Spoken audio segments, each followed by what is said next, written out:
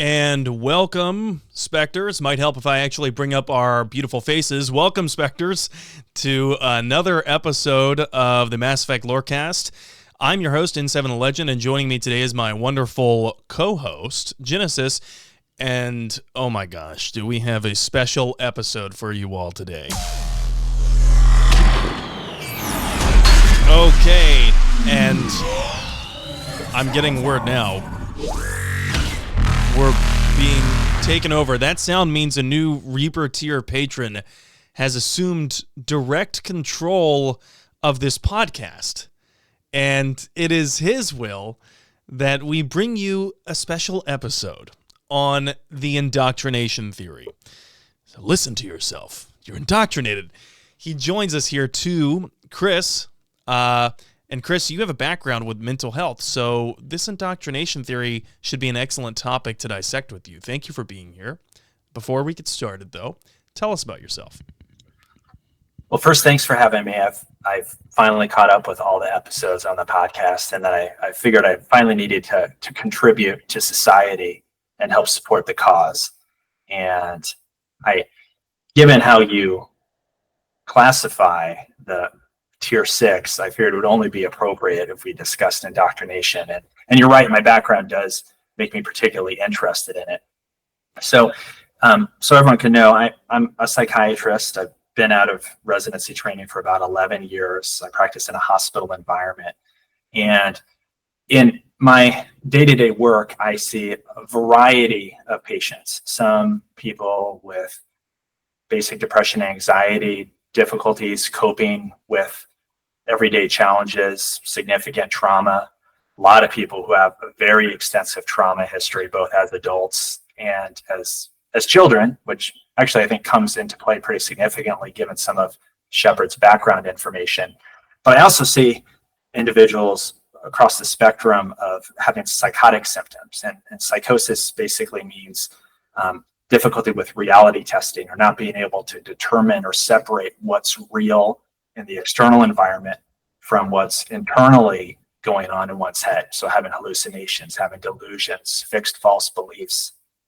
And what was fascinating to me about indoctrination was that it's really a behind the scenes, at least in the subtle long-term form, that gets the victim to really not be able to trust their own thoughts and their own belief systems, and to see how, with some insight, maybe no insight, probably diminishing insight as time goes on, as their dose and time of having been indoctrinated increases, they start to lose touch with reality. They start making decisions that somehow they're able to rationalize using their existing moral code at first, but then you can imagine where the indoctrination process changes their moral code, changes their perceptions of reality, and that combination of things eventually gets them to do things, maybe even horrible things, that they never would have done if they weren't under the exposure of indoctrination. And throughout the whole Mass Effect trilogy, there's this specter, pun not intended, that you have this kind of mind control, for lack of a better term, that's operating behind the scenes. And a lot of times people wouldn't even know that they're being affected by it. They wouldn't even know that others were being affected by it unless or until the dose and the effects of it are too severe. Wow. Okay, so listening to you, I'm enthralled, ironically. So I can't wait to get more in depth in this topic. But before we go any forward, before we go any further, rather, Genesis, I want to get your thoughts on how you feel that the Mass Effect Lorecast is finally covering this topic, and B, that you get to be here to cover it with me. I am so excited on both fronts of that. Indoctrination theory is one of those, it's a debatable topic. Is it real? Is it not? Cite your sources. Is it fact-based in the lore? But then it's also like, yeah, this is something that the fans created. It's not something that was presented to us as canon. And so to be able to discuss it with people who are just as equally into it, my Mass Effect nerd is just going off right now. I'm here for it. Do you know how many times over the 4 years we've been doing this podcast, how many times I've gotten emails and comments on YouTube saying, hey, you should cover the indoctrination theory. I'd love to hear your thoughts on the indoctrination theory. And every single time I've said, just wait. I promise you, we'll get there. Just wait. Well, we're here. We are at this moment. And like you said, it is apocryphal, but it's also a big topic because it has been expounded upon for years, right? Everyone has their 2 cents, and if you're going into it with that theory, then you're looking for the evidence to support it anyway, so you can find it. Anyway, we're going to get into all that. But like I said, it's a big topic, and I mean huge. Genesis and I have been digging, and we've been trying to find the original source of this theory. And I think that we've found the likely origin.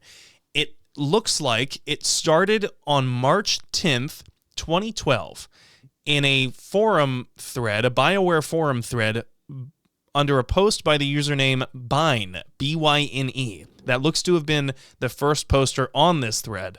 And I actually have it here up next to me. The title of the thread is, "Was the ending a hallucination?" ?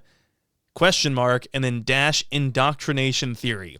When I found this, you guys have to understand how absolutely psyched I was, because I had to put, so first of all, Genesis found the link to this Game Rant article from 2012, right? Condensing the indoctrination theory into some digestible points. But then inside that Game Rant article, Genesis found that there was a BioWare forum article citing the original post. And then you try to follow it, the BioWare forum is dead. It's gone, which makes it even more intriguing. I feel like I'm in the Leviathan DLC now. And so then I was like, okay, I know how I can revive this, how I can resurrect this dead BioWare forum post because of things that I've had to do for work. So I put it in the Wayback Machine, and boom, I find that there was a web scroll of this in 2015. So there was basically a snapshot of this thread taken in 2015 that I'm looking at now. And we're gonna pull some details from it. We're also gonna confer with Chris here because Chris loves the indoctrination theory, has a lot of different details on it. We'll get into whether or not you actually believe it or whether you just find it fascinating. But I do want to mention right now, looking just at this BioWare forum thread, this was grown over the course of years, and multiple people put their input in here. However, it grew to 2,286 pages in length. This is massive. Now, also, that's not just like comments or posts or anything like that. It is pages of a forum. So a page of a forum could have 100, 200 comments on it before it switches to the next page. I wasn't there for the BioWare forum, so I don't have the exact comment amount, but that's got to be tens of thousands of comments. Oh, easily. And I guess it depends on, how big each comment is, because sometimes they can include photos and whatnot. And there's different comments that include different sources. We're going to get into all that. That said, I am going to try and play the devil's advocate, aka the Reaper's advocate here. And I'm going to poke out some flaws where they occur to me. But with that, let's get to it. For those of you who are totally unaware what this theory is, it's actually somewhat of a constellation of theories, all of which call into question the very nature of reality during the final events of Mass Effect 3. That's why I found it so interesting when Chris was just talking about that psychosis is someone basically losing touch with reality. So the indoctrination theory itself is already meta. But going forward, the most common thread amongst all of these different constellation theories that encompass the indoctrination theory, the most common thread among them supposes that the idea that instead of Shepard having this verbal ideological battle with the Elusive Man and Anderson aboard the Citadel right at the end of Mass Effect 3, and then the impossible choices given to us by the Catalyst, instead of all that, that all of these were part of a grand hallucination, spurred by the Reapers, drum roll please, attempting to indoctrinate Shepard. Right? Okay, so let's get the unfiltered, the authoritative definition of indoctrination straight from the horse's mouth, the Mass Effect Codex. And I actually went inside the game files again. I did it again, and I pulled the actual Codex entry here. So let's give it a listen right now. 1 second. Reaper indoctrination is an insidious means of corrupting organic minds, reprogramming the brain through physical and psychological conditioning using electromagnetic fields, infrasonic and ultrasonic noise, and other subliminal methods. The Reaper's resulting control over the limbic system leaves the victim highly susceptible to its suggestions. Organics undergoing indoctrination may complain of headaches and buzzing or ringing in their ears. As time passes, they have feelings of being watched and hallucinations of ghostly presences. Ultimately, the Reaper gains the ability to use the victim's body to amplify its signals, manifesting as alien voices in the mind. Indoctrination can create perfect deep cover agents. A Reaper's suggestions can manipulate victims into betraying friends, trusting enemies, or viewing the Reaper itself with superstitious awe. Should a Reaper subvert a well-placed political or military leader, the resulting chaos can bring down nations. Long-term physical effects of the manipulation are unsustainable. Higher mental functioning decays, ultimately leaving the victim a gibbering animal. Rapid indoctrination is possible, but causes this decay in days or weeks. Slow, patient indoctrination allows the thrall to last for months or years.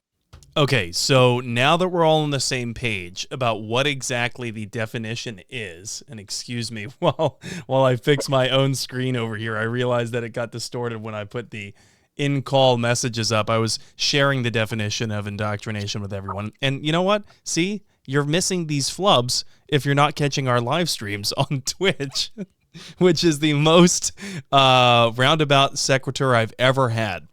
But I have a lot of thoughts running through my mind about how this applies to Shepard, how this may apply to other characters in the game as well, and we'll get to that. But first, Chris, you've actually compiled a lot of your own evidence that leads you to believe that lends you to believe that the indoctrination theory, and you suggest that if Shepard is indoctrinated, this process and his vulnerabilities to it actually may have begun much earlier than the climax of Mass Effect 3. Can you walk us through how Shepard's background affects his or her mentality? Absolutely. And I would say, too, one of the things that makes Shepard and Mass Effect, I think, so relatable for a lot of people is the amount of character creation, but also just humanness of Shepard. And, other than being a biotic, if you choose that path, you're basically just a normal person who happens to be a really excellent soldier. And, looking back through Mass Effect 1 and 2, it's not so much that Shepard is displaying indoctrination symptoms, or really any clear mental health symptoms, anything that would be considered pathological, but there's a question of dosage and kind of using a comparison to, let's say, radiation sickness, where somebody can be exposed to radiation, small amounts over short periods of time are fine, large amounts over short periods of time, bad, but then small amounts over a very long period of time is also problematic. When you look at Shepard and the origins of Shepard, you get to pick your pre-service history or psychological profile, and most of those profiles include very significant, what we call them ACE scores, or adverse childhood experience scores. So basically, except for the spacer background, Shepard has no surviving family. You don't know what happened to them. I guess if you're the colonist, they're all dead. If you're Earthborn, you're orphaned effectively. And then with the psychological profile, war hero and sole survivor. I mean, they're like fighting to the death. Like everyone else around them is dead or about to become dead. And then, if you look at, ruthless, there's some serious, I think, psychopathology there as far as being pretty sociopathic if you look at some of their methods. But I think what's important to recognize is that through all this experience, Shepard is incredibly resilient. Shepard's an innate leader. They have an incredible drive. And I think, through the first couple of games, and even into the third, the reason that Shepard isn't at risk as much of being indoctrinated is because they have that resiliency. They've been through so many adverse experiences. Mission you go on in the game, you could be killed. And that's just like pretty standard fare. Shepard and you at Shepard are able to get through that. I mean, just coming on this podcast, I'm a little anxious, right? As opposed to like Shepard, where like everyone's trying to shoot him or her all the time. And like, don't even get me started on an Insanity playthrough to Mass Effect 2. Like, it's rough. Like, you should be scared. So I think overall it's very protective. But I think there are a couple important elements. One is that Shepard time and time again is exposed to Reaper technology, if not just a straight up Reaper like Sovereign, or a proxy of Harbinger, if not Harbinger itself. Shepard dies at the beginning of Mass Effect 2. And somehow, when no one else has ever been able to resurrect a person who's been that dead before, Cerberus is able to do it. And I think that some of the existing lore about Cerberus and the Elusive Man indicate that he's already been exposed to some serious indoctrination dosing. And it really raises the question of, is there Reaper tech that's being employed? We know that's ED, right. Sorry to jump in, just to lend some context to that. The Elusive Man most certainly is indoctrinated at this point. However, it's still very, very subtle. He was indoctrinated decades before the beginning of Mass Effect 1. It was during the First Contact War. So you're right to think that the Elusive Man was already under the Reaper sphere of influence by the time that they are working on Project Lazarus, and that Shepard was implanted with Reaper tech, or tech derived from Reaper tech. Yeah, and you're not seeing any symptoms. Your decisions make sense as if your goal is to defeat the Reapers, to destroy them. There's no question of you making decisions behind, closed doors in some way to undermine, humanity and the other sentient species of the galaxy. But you're exposed to this time and time again. And by the time you get to, let's say, the Arrival DLC, which I have to, assume if there's a canon version, it's like that you're doing the DLC, you're literally knocked unconscious next to Object Rho, which is the super strong Reaper technology that explicitly is set up to indoctrinate things. And it has indoctrinated the entire station. And that's like right before Mass Effect 3 is going to start, or at least several months before it starts. And so there's this cumulative dosing that happens. And yet Shepard is able to resist it because of their resilience. Is there a safe dose, clinically speaking? Probably not, right? I mean, I think there's enough of a dose, or a low enough of a dose, that nothing happens or it doesn't take. And I think there are all sorts of undefined characteristics, like what happens, whatever dosing came from Sovereign, and being exposed to Sovereign on Eden Prime and in the last Citadel mission of Mass Effect 1, does that dosing get removed or healed when the source of it's destroyed? Who knows? Is the dosing removed when Shepard is resurrected? Like, you don't know. But what you do know from Mass Effect 1 in particular is that people can be indoctrinated, or there can be an intense indoctrination dose where they've had intensive symptoms, and with enough pressure or enough reminders of their past self to kind of bring them back to their own moral core, like Benezia or like Fidan or Saren, if you pass all your speech interrupts, they are able to temporarily break through it. And which I think is very interesting. We also know from the Mass Effect novels, I believe it's Mass Effect Retribution specifically, with Paul Grayson, we know from the basically omniscient narrator point of view that book is written in, that Paul is a prisoner inside his own body. He is forcibly implanted with enough Reaper tech to make him become indoctrinated, but he's also a red sand addict, so there is an unknown variable there and how that affects that. However, we know that he is completely cognizant of what his body is doing, and he doesn't control it. He has tried to fight it, but that gains him mental exhaustion, and he can only fight it for so long. Anyway, the account that we get in Mass Effect Retribution of what it's like to live through indoctrination is frankly terrifying. And we know also from Benezia, like you mentioned, what it's like to live through indoctrination. But these are two people who know they're indoctrinated, right? Is it possible that someone would not know, and I'm asking you, Chris, with your mental health background and you as a psychiatrist, how many people who are going through mental health struggles are aware that they are going through those mental health struggles? Like Benezia and like Paul are well aware that they are battling indoctrination.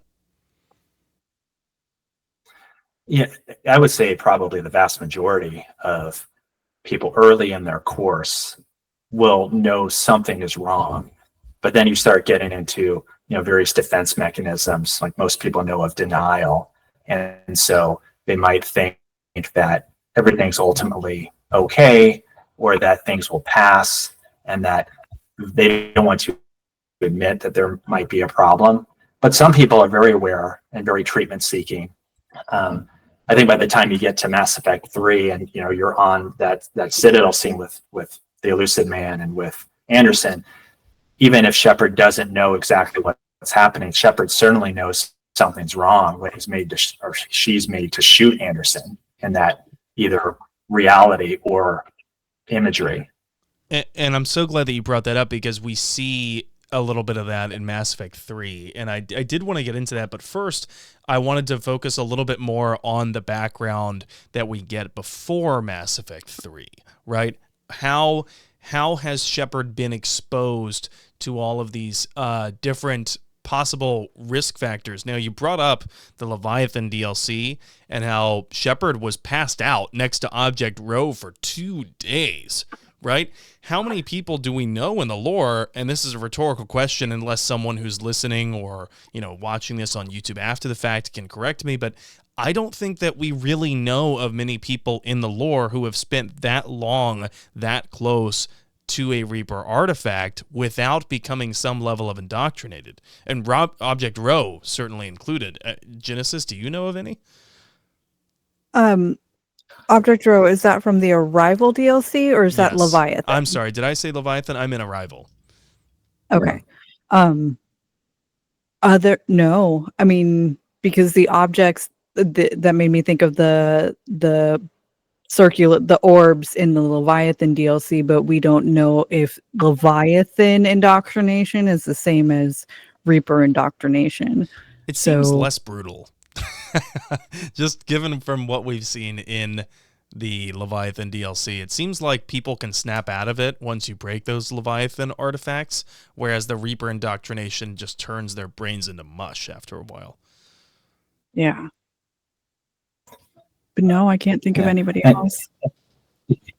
And I would say, the Thorian on Pharos keeps Shiala, indoctrinated, but in a different way, which then raises a question of, is there like does it supersede the Reaper indoctrination, either because the Thorian creature is innately more powerful or just because it was closer to Shiala and then kind of kept her immune, and she snaps out of it once you kill the Thorian. I guess she is kind of like the only person, the only case study that we might have in someone who's totally survived and come back from indoctrination attempts. Among major characters anyway, there's this group of people on the asteroid in Leviathan DLC who survive the Leviathan's hold. So I guess that's a little bit different. But yeah, there's so much exposure to Shepard among different Reaper artifacts, Reaper tech, and yet somehow we have escaped into the beginning of Mass Effect 3 without being completely losing ourselves, right? So I think that might pique some eyebrows here. That's definitely some of the core evidence toward going into Mass Effect 3 for the indoctrination theory. However, Genesis, once we, get into Mass Effect 3, there's a lot more, right? Oh yeah. A lot more in Mass Effect 3. and getting into that, I don't think that we can talk about indoctrination theory without discussing the star child, the boy, the catalyst, the most annoying child in Mass Effect history. And because there's a lot of debate surrounding the child as well. Some say that he is a representation of humanity as a whole in Shepard's mind. Others have said that he is a self-reflection of Shepard themselves. I'm seeing myself in this child. And others say that it's Harbinger or Sovereign or another Reaper projecting a vision into Shepard's mind to bring on further indoctrination. Do you want to touch on the psychological components that the child represents? Yeah, so that's tough, and just like a lot of indoctrination theory, I think you can look at individual pieces, and other than very objective facts like Shepard is next to object row for 2 days, that's bad as far as indoctrination exposure. At the beginning of Mass Effect 3, Shepard sees the boy on the roof and playing with a spaceship. You could easily imagine a young Shepard doing the same thing, eventually going to become this great hero of the galaxy, taking on a career in the military and space. And so whether it's real or not real, it has significance because it represents not just the innocence of kids and the need to protect them, but also represents a younger version of Shepard. And depending on how you play Shepard, you can imagine that having varying degrees and different types of influence and manifestations of Shepard's character.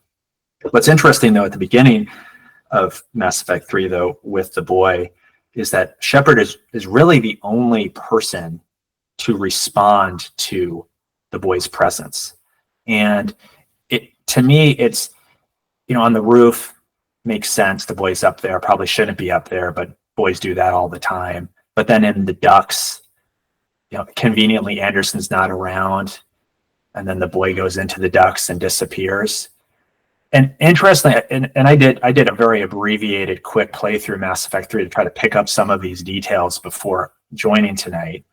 And the boy says, the only thing the boy really says is, "You can't save me," which to me is a very interesting thing for a boy to say, because it's a young boy, looks like significantly younger than 10 maybe.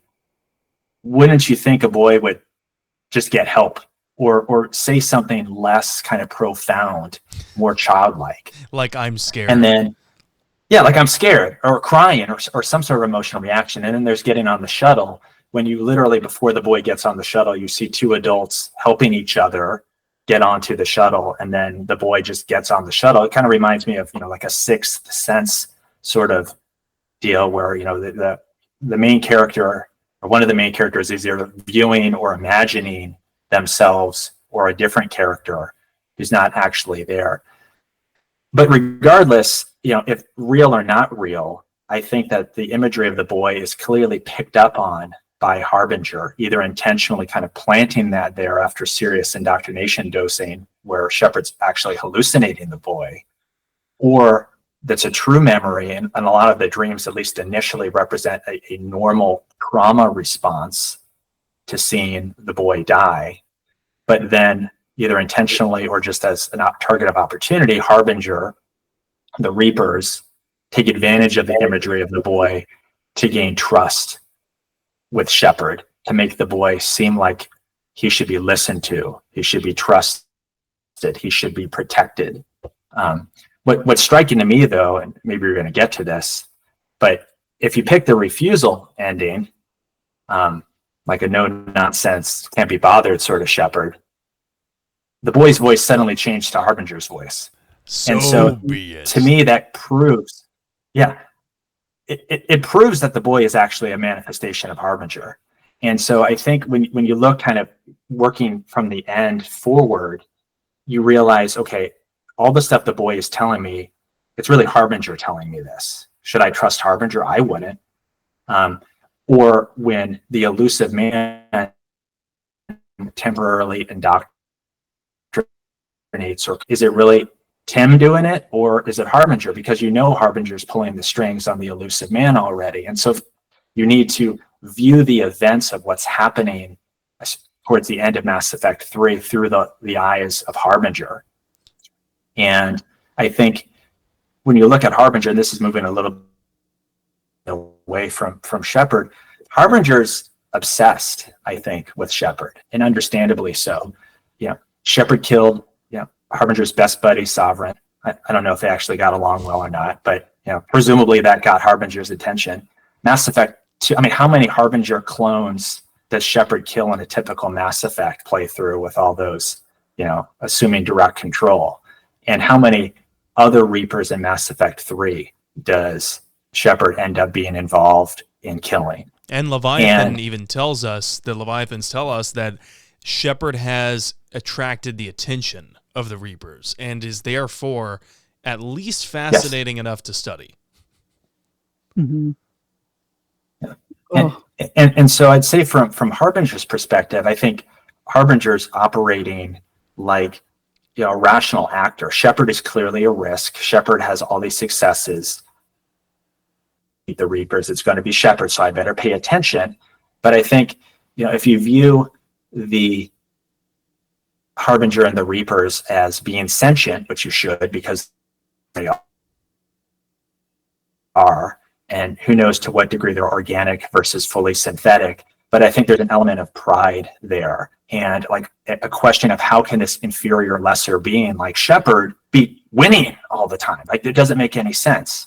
And so I think that there's an anger that gradually builds up, and as I said, an obsession where Harbinger doesn't want to kill Shepard, at least not up front. Harbinger wants to break Shepard, wants to indoctrinate Shepard, wants to somehow convince or win over Shepard to their side. Wouldn't that imply that Harbinger isn't just a machine, but is also sadistic? Yeah, it could be a level of sadism because you're turning Shepard away from all of their values. And obviously a lot of what the Reapers seem to do seems sadistic, but in a way it's almost like impassioned or not impassioned. It's almost without affect. They're just destroying without mercy. And I don't necessarily know that they're just trying to torture people. I think they're doing it for their own ends. But I think, just like humans and other biological organisms can evolve and they can have complex emotions. I wonder, and you see it happen with Edie, who's a fully synthetic, but she develops her own moral code with the help of Shepard. I wonder if the same kind of thing is happening with Harbinger, in the sense that Harbinger's starting to have some human emotions. Harbinger's starting to make mistakes. And if you go all the way back to the end of Mass Effect 1, you look at how you end up defeating Saren and Sovereign. It's because Sovereign has to take over Saren's body. It distracts Sovereign. Sovereign drops the shields. Sovereign becomes weaker. And the way that I conceptualize the ending is Harbinger's so focused on trying to indoctrinate Shepard that it's letting its defenses down. And maybe later we can kind of go into what does that mean? Who's actually kind of pushing the button on the catalyst to make the destroy ending happen? Yeah, I absolutely love the fact that we're basically psychoanalyzing Harbinger right now. I love that, and we will get a little bit further with that. A lot of people have argued basically in refuting the indoctrination theory that, look, the child was really only meant in the dreams, right? Child appears in the dreams, every dream. The child appears at the end. That basically the child was only meant to represent guilt, that the burden of leadership is having on Shepard, that the child was the symbol of everyone Shepard could not save. Because to this point, Shepard really could save the day, minus Ashley or Caden, depending on who you choose. The child being this face of guilt for Shepard. I wanted to ask you, if someone is plagued with guilt, if they are basically guilting themselves for years and years on end, because this is not the only time that we see Shepard suffer guilt for losses. If someone is suffering from guilt for years, does it weaken their, I guess you could say, fortifications in their mind against more serious mental illnesses. Yeah, it definitely could. And, from like a national security perspective, and I'm not, a psychiatrist for the government, but I know roughly how evaluations like this go. If you have somebody who's applying for like national security clearance, top secret confidentiality type clearance, significant mental health history, trauma history, particularly if it's affecting the person, does increase the risk that it can be compromised by foreign agents. Now Shepard's not shown any of these symptoms before Mass Effect 3. And so I think, again, that extraordinary resiliency comes into play. But I do think it's a risk factor. And I think people who highlight the guilt aspect of the dream sequences, I think, are correct to bring it up. In some of my reading of comments about the dream sequences, a lot of people didn't quite understand them or appreciate them as much. But I think that you actually get 3 dreams during the course of Mass Effect 3, and they change in character. It can be subtle, though. The first dream is basically you chasing the boy through, or maybe Harbinger, you don't really know at that point, but you're chasing the boy through the forest, and you're hearing whispers. And then as you get into the second dream, you hear more whispers, and to your point, Sam, you hear the voices of squad mates whom you've lost. And the way that they say Shepard, I think, is meant to tug at your heartstrings. But what's also remarkable is the whispering itself, especially when you combine it with the shadowy figures that go into the woods, and some of the periphery of the screen is a little bit darker. The whole environment, some of these aspects of the dream really don't play into a role. Like, why would you have shadowy figures in this dream? It could represent the countless number of people that Shepard was unable to save, but it really matches up great with very solid canon confirmed descriptions of what the symptoms of indoctrination are. And then by the time you get to the third dream, all those things are more pronounced. But instead of just seeing the boy burn, by the way, the boy has shown no emotions while being burned alive in the dream, which again seems unusual. But the third dream actually has a manifestation of Shepard with the boy both being burned at the same time. And it's unclear to me exactly what that means, but the dream is you're your own Shepard, and then you see a clone of yourself with the boy both burning. And what does that represent? Does that represent failure? Does that represent thoughts of impending doom? Does that represent a part of Shepard's unconscious, recognizing that the boy is a trap, and if I do what the boy is asking me to do, that something bad is going to happen to me? There are a lot of different ways to interpret it. I never even considered that last interpretation of the dream that you just put forth, so thank you for that. I want to ask, if these dreams are to be taken as potentially the Reaper's subtle indoctrination taking more hold over Shepard's mind, is it possible that they are wielding guilt as a way to break down Shepard's psyche? And, yes. And is that something that we see with real life manipulation between different people? Absolutely. You'll have blackmail attempts by espionage agencies. You'll see, we're going to harm another family member.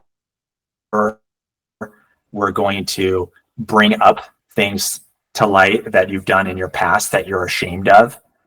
Less so about combat related events, often more about financial, drugs, or sexual acts previously. But these things do get drudged up. It's kind of a classic strategy. And even in popular media, you watch like a spy show like Homeland or The Bureau, you'll see these kind of compromising pieces of information get used. And I appreciate, Sam, that you mentioned the subtleness of the indoctrination at this point, because there are a few points in Mass Effect 3 where there's almost like a lie detector or indoctrination detector test that Shepard passes. And who knows how good that technology is or what it's based on with the Prothean VI. Presumably it wasn't all that good because there are a lot of indoctrinated Protheans who cause them a lot of problems in their cycle. But I would hypothesize that because the indoctrination is so subtle and it's still in an unconscious point of view for Shepard, there's no way for a detector to pick it up. That, Shepard's not, his or her actions have not been affected yet. And as far as they're aware, they're not thinking any differently than they would have before. And so, again, going back to the radiation analogy, you can have radiation detectors, but if there's not enough radiation, or really any kind of medical test, if it's below the detection threshold, it's not going to screen positive. So you'll have a false negative at that point. And like you brought up earlier about security clearances, I'm glad you brought that up. There's actually assuming that security clearances are handled at all similarly to in Mass Effect's era, the way that they are handled in the military now, and I know this because I used to work on a military base, there's somewhat of an incentive for a Type A Shepard to not disclose any subtle emotional difficulties for fear of losing their security clearance or for fear of losing their command. Or because if you're a Type A Shepard, then you're thinking, I have to see this through. I have to finish the mission. And they knew, they would know, as many service members have probably also felt before, if I talk about mental health, and this is a huge stigma and has been for decades in the military, if I talk about mental health, I could lose XYZ. And it does not foster a community of openness or transparency. In fact, it fosters the opposite. And I've seen it play out many times. But so there's actually an incentive here for Shepard, if Shepard even considered the possibility that they may have been exposed to Reprotect for too long, and they are afraid that their mental status or even possible indoctrination is a concern, that they would not want to bring it up, that they would actively suppress it when talking to associates. Yeah, and that's assuming Shepard's aware, and you're totally right. In my work in a hospital setting, I'm in a purely clinical role, at least when I'm seeing patients, and I'm their fiduciary, meaning that, I try to act in their best interest. But if you're in the military, it doesn't have to be like seeing a psychiatrist or a psychologist. Let's just say you're employed and the organization has an HR department. When you're going to talk to the corporate psychologist or government psychologist or HR, they are not your fiduciary. It is not their job to represent your own individual personal best interest. It's their job to protect the organization that they're a part of. And it's not to say that they're bad people. They're doing the best that they can, but their motivation is not to do what's in your own individual best interest. And so, and you're totally right about the stigma. Hopefully it's better, a couple hundred years in the future. You would like to think that it is. Like I can say that just in the time I've been studying to be a physician and doing my work, I think the stigma has improved some, but it's variable and it's intermittent and it goes up and down. And, military cultures tend to be much more conservative when it comes to these kind of issues. And I mean conservative as far as it takes longer for the culture to change. And it wouldn't be a surprise that there were still some issues. And even if you had an organization that was trying to take care of its people as well as they could and really trying to act in their own best interest, they might say your best interest is we need to take you off of active duty because you've been exposed to so much trauma. And they're not doing it to punish you, they're doing it to help you. They'll still pay you. But can you imagine like Mass Effect 4 is, him or her riding a desk because, they're not allowed in the field anymore because they've had too much trauma exposure? Oh, Shepard absolutely has PTSD. There's no question about it in my mind that they are suffering from it. Yeah. Yes, certainly having a lot of re-experiencing symptoms. There's a question of how much do they avoid symptoms or avoid experiences that are, triggering of past trauma, but their risk level's high. What's interesting though, if you look at, some like a recent person from history, Senator John McCain in the US, he had an extraordinarily high resiliency level too. I mean, he was tortured for many years and presumably didn't have symptoms, at least that we knew about, but maybe he did. And maybe there are other symptoms that a person like Shepard would have had, but the game just decided not to tell them in more detail. I think as far as any politicians are concerned, John McCain is probably an excellent example of who may be considered for N7 training because of everything that he went through. We've also got, multiple missions leading up to the end game that furthers Shep's susceptibility to these indoctrination. And you remember I asked you at the beginning of this, not just the evidence that would lend to the indoctrination theory, but also that the evidence that would break down Shepard's barriers, perhaps make them at least more vulnerable in their psyche, the deterioration of their mental status. The fall of Thessia, you brought up how that VI, when Kai Lang walks on the scene, that VI immediately knows indoctrinated presence detected, assuming the VI is actually talking about Kai Lang. It doesn't specify, but it's kind of clear that it's Kai Lang. It could just be a POS detector too, and Kai Lang definitely sets that off. Yeah, edgelord detected. Encountering Leviathan and learning more about the Lazarus Project, there's a lot of different missions leading up to the end of Mass Effect 3 that you can point to where clearly something is wrong mentally and emotionally with Shepard, and you would expect it to be as such. But all of these events affect Shepard, and it's reflected in these nightmare sequences that we also talked about. But with that, I do want to jump to the mid-break. And we have some new, maybe a tradition that we're going to start in the mid-break today. Anyway, let's get to it. We have beef, we have bacon, we have beer, the foods of my people. Young men have funny ideas of what Asari are like. I blame the extranet and computer games. Rex? Shepard. Grunt? Shepard. Rex? Grunt? Okay, and that means that we're on the mid-break. I still love those new sounders. They're still making me smile and laugh. I don't know when that's going to wear off. We'll see if it does. Anyway, I think that I'm going to toss it over to you, Genesis, because you had an amazing idea for a new tradition to do during the middle of the show where you have a sound effect and we would kind of play a game around that one. Do you want to tell us more about that? Yeah, that's exactly what it is. A sound clip pulled from any of the games at any point, and just see if you can tell who says the line, which should be pretty easy to tell, who says it, in which game, and what is the context of this line. Because we love our out of context chats.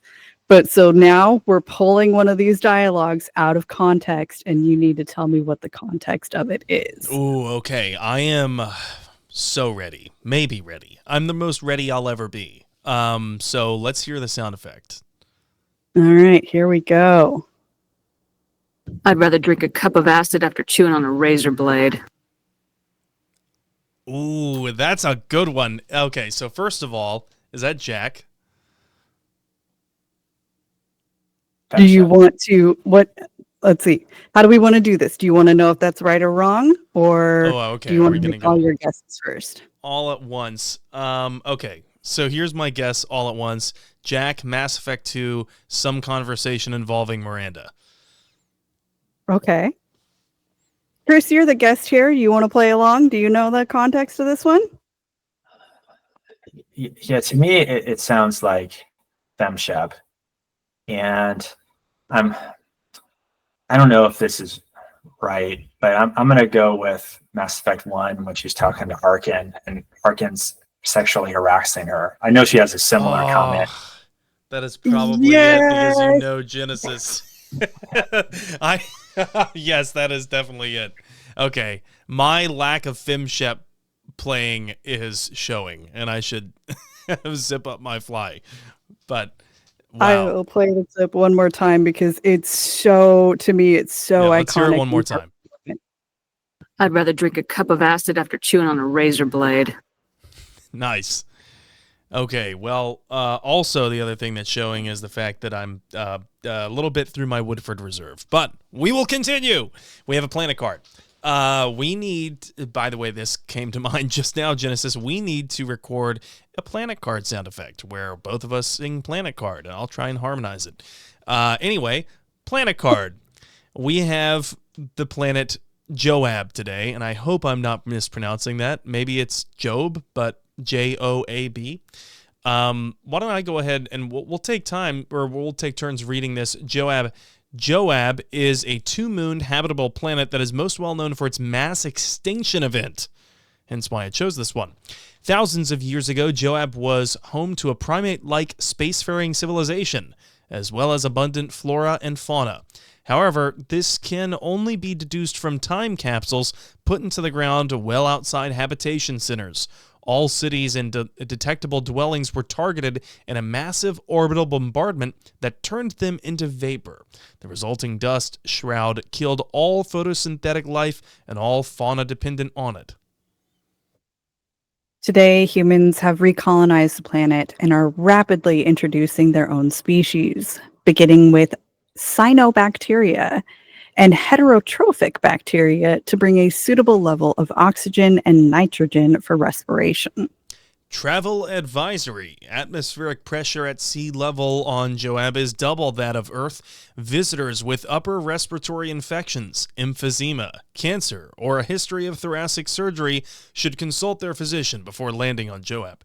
What I find interesting about this travel advisory is that it, seemingly proves that cancer is still a thing, in 2183 at least. However, we get conflicting reports in Mass Effect Ascension about cancer, because in that book we are told cancer has all but been eradicated because the elusive man is not concerned about smoking.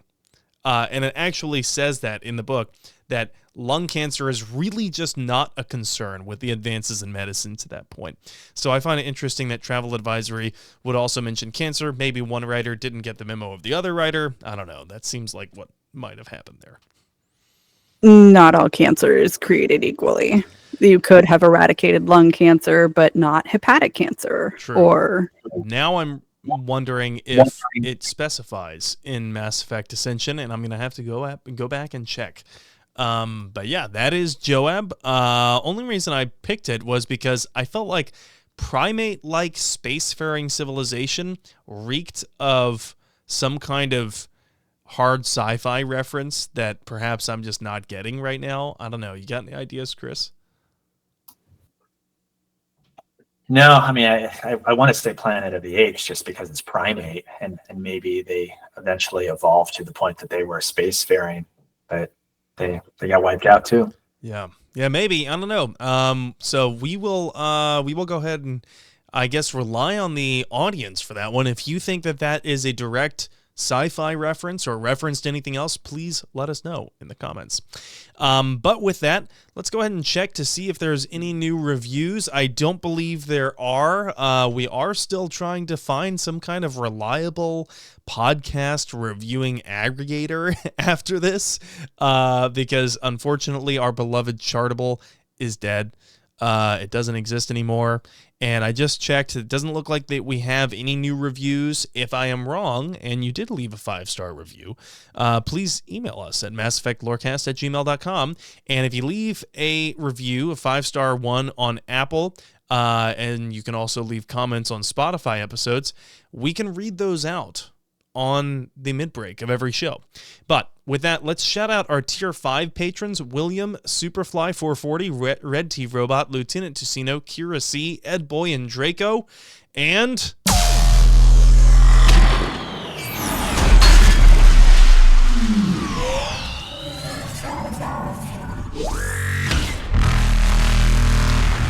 our Tier 6 patron, Commander Shrinky Shep, a.k.a. Chris, who's joining us on the Lorecast today. Thank you all so much for your support. Chris, seriously, I want to take this time to thank you directly for your support. I know that you had said that you were listening for a while. Even if you had like $0.00001 to your name and you couldn't even spare that, that's fine. Honestly, we just like that people talk about the show and listen to the show. And thank you for being here. Thank you for bringing this indoctrination theory to people.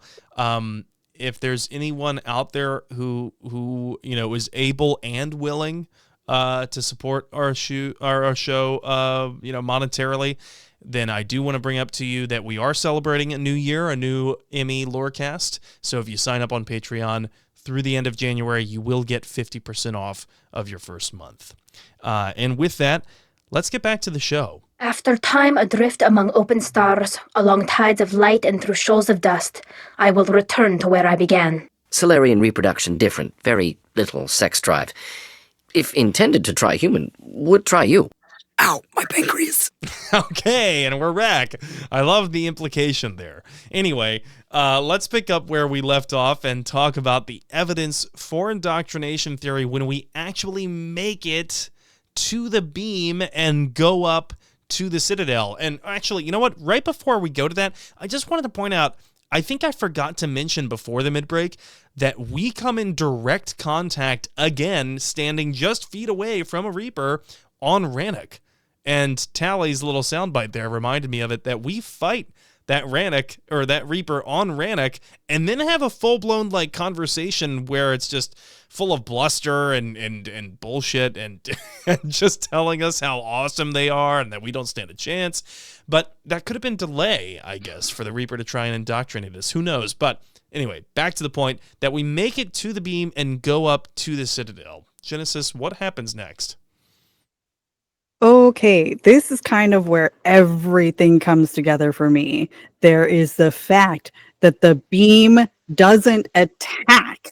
There are Reapers all over the place, actively shooting, but we're able to sit and have this loving conversation with our romance interest before the Normandy itself flies in to evacuate them, and then you continue the conversation. I'm sorry, but Shepard should have been dead by then. The Reapers are actively attacking, and I don't care how good you are at flying that ship, Joker, you would have been shot down. Okay, I'm going to play Reaper's advocate, rule of cool.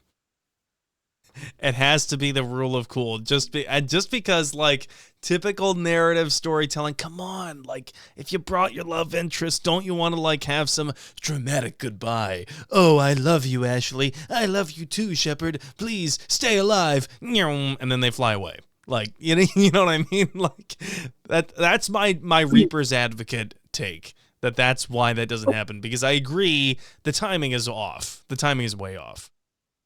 Okay, I'll fight you there in a second too, because the rule of cool got applied to the fact that it hit the it looks like a Mako, I don't know, some moving vehicle. The vehicle flips and you're able to escape under that vehicle. That's your rule of cool movement. You don't get a second one right after that. Okay. All right, fair, but what if they just wanted to give you more rule of cool as they did with Extended Cut? Right? Because that was like all rule of cool. And then there was Citadel that came out, Citadel DLC. That was all rule of cool too. What if that was just extended rule of cool, like as a thank you to the fans, and they didn't, like, the developers didn't really mean to give anyone some kind of implication that, okay, this isn't real. Unless you're saying that perhaps the indoctrination theory actually picks up when that beam hits that Mako-like vehicle, and instead of hitting the Mako-like vehicle, it actually hit you. Well, isn't that is a possibility if your war readiness isn't high enough, right? It can kill your squad mates. It can kill squad mates. That's right. In fact, that's, I think, the only way to get Liara killed in the entire trilogy. I think that is. Okay. Interesting. I did not know that one. Damn. All right. You get your double rule of cool because you outlawed me. I think. I might be wrong. We'll see. I'm like, a quarter of the way through this bottle of Woodford Reserve, so we'll see. I need to drink faster. I'll catch up. The next thing, Anderson is there. how did Anderson make it up onto the Citadel? He wasn't there in the beam during the beam run. We didn't see him go through, not Harkin, Hackett clearly I'm states. sure you would have loved to have seen him go through Harkin. Yes. He clearly says someone made it through. Someone. And that is a singular person. It doesn't say, did a group make it through? Who all made it through? It says someone. So there's that. And we've never seen... Oh, yeah, go. Well, I when I was playing it just last night, and I wrote down that same thing too. It's someone made it, so it's a nondescript person. And I guess you could imagine that maybe their intelligence wasn't good enough, or they didn't witness exactly who went through. But one thing, and this, like, to me was really interesting to see on a final playthrough. Right before Shepard gets hit, or almost hit, kind of a grazing shot by a Reaper laser, if you will, Harbinger says something. That there's actually there's an audio, like a couple words, and I will say that it's hard to tell exactly what Harbinger's saying, but I heard it myself, and I heard one quote, and I like Indoctrination Theory. But what I had read online as well was that Harbinger says, "Serve us." There's "serve us," and then the laser knocks Shepard out at that point. And that is the moment. It's something, and it's not. It's definitely words. That is the moment where it cuts to black, and then Shepard gets up after that. So Shepard was unconscious for an unknown amount of time, at least. So I guess you could say that this is the moment where everything after that, all of the events are taking place in Shepard's mind, right? You could say that's the moment. And to Genesis's point about, like, how does anyone make it there? Anderson wasn't right behind you. Just for fun, when I'm getting ready to take on Mr. Marauder Shields, and die once or twice doing it, of course, that I looked around and there's no one behind you. It's a very barren kind of landscape. There's no extra Makos coming. There's no troops, and there's no indication to think that, like, Shepard is all the way, like, in the rear guard, and, like, no one else is behind Shepard. You would assume that there would be more battalions or more squads coming through, but there's nothing. It's eerily quiet, and it resembles more of a dreamlike state than the rest of the kind of playing game where you actually can shoot something. That there's definitely a stylistic tonal shift at that point. Mm-hmm. And even because before you get hit by the beam, you see that there are other people running along with you. When the Mako-ish flips over, you can see that more people are still running down towards the beam, but then you get hit and everybody else disappears. So it's very, very interesting. And another point that kind of leads towards this. It's also, to me, it was really, really weird that we had never seen this part of the Citadel before. Even though we were told we were heading to a place that we had been to before, like the main central hub, where I believe is where the same place that we fought Sovereign at, where we go to see the council, an area of the Citadel that we had been to before, but just this time we went through a different doorway that made the scenery completely different. And then when we're looking out the window, nothing looks familiar. It's like, this doesn't seem like the right Citadel. This seems like a Citadel from a previous iteration. Not to mention the fact that, and this just occurred to me, that when you do get up there, ultimately it looks like you are in a space that is exposed to the vacuum of space. That, like, it doesn't look like there's any. You could always argue there's Mass Effect fields, right? The space magic that are containing the oxygen in there. However, when you're there in the chamber talking with Anderson and the Elusive Man, there's a terminal that's clearly meant to be manipulated by some kind of organic being. Who knows if that was ever meant to be manipulated by a keeper? However, it kind of looks like a chamber that is, again, not like it is exposed to the vacuum of space. The middle of all of the Citadel's arms being closed, if the arms weren't closed, that would just be space. But the arms don't, as far as I know, provide some kind of hermetic seal. And then, again, when you go up the lift to where you have that conversation with the Star Child, that does definitely look like it's exposed to the vacuum of space. It really, really does. And I kind of like the idea of this is the last time that a Reaper saw the inside of the Citadel. And so that's the only point of reference that they have. So this is what the Citadel is supposed to look like. This is where Shepard thinks they are going.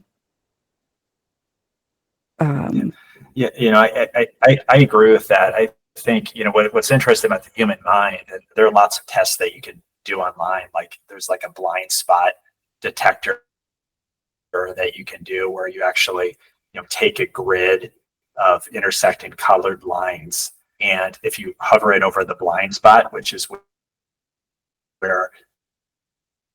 you don't see any, you can't see anything. It's a blind spot. And yet your brain will actually recreate the pattern to show the grid as if it continued, even if there was a gap in the paper that you were looking at.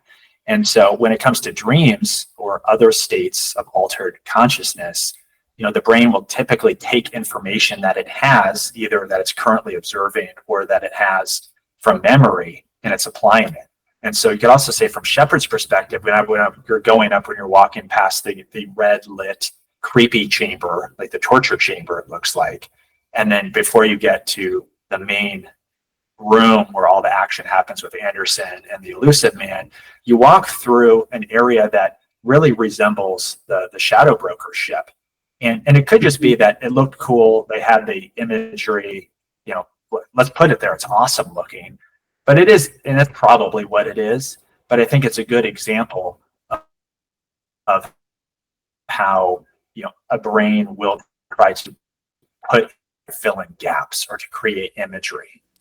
Yeah, I can definitely see that, and this is something that we are inevitably going to run up, and see in our YouTube comments and other kinds of comments, because I've seen these in every single forum that discusses the indoctrination theory. Look, you're trying to make sense of development limitations, where there were certain, and this is also something that I've heard when I've brought up the indoctrination theory to actual developers who worked on Mass Effect, the trilogy, and they would say, look, we never intended that.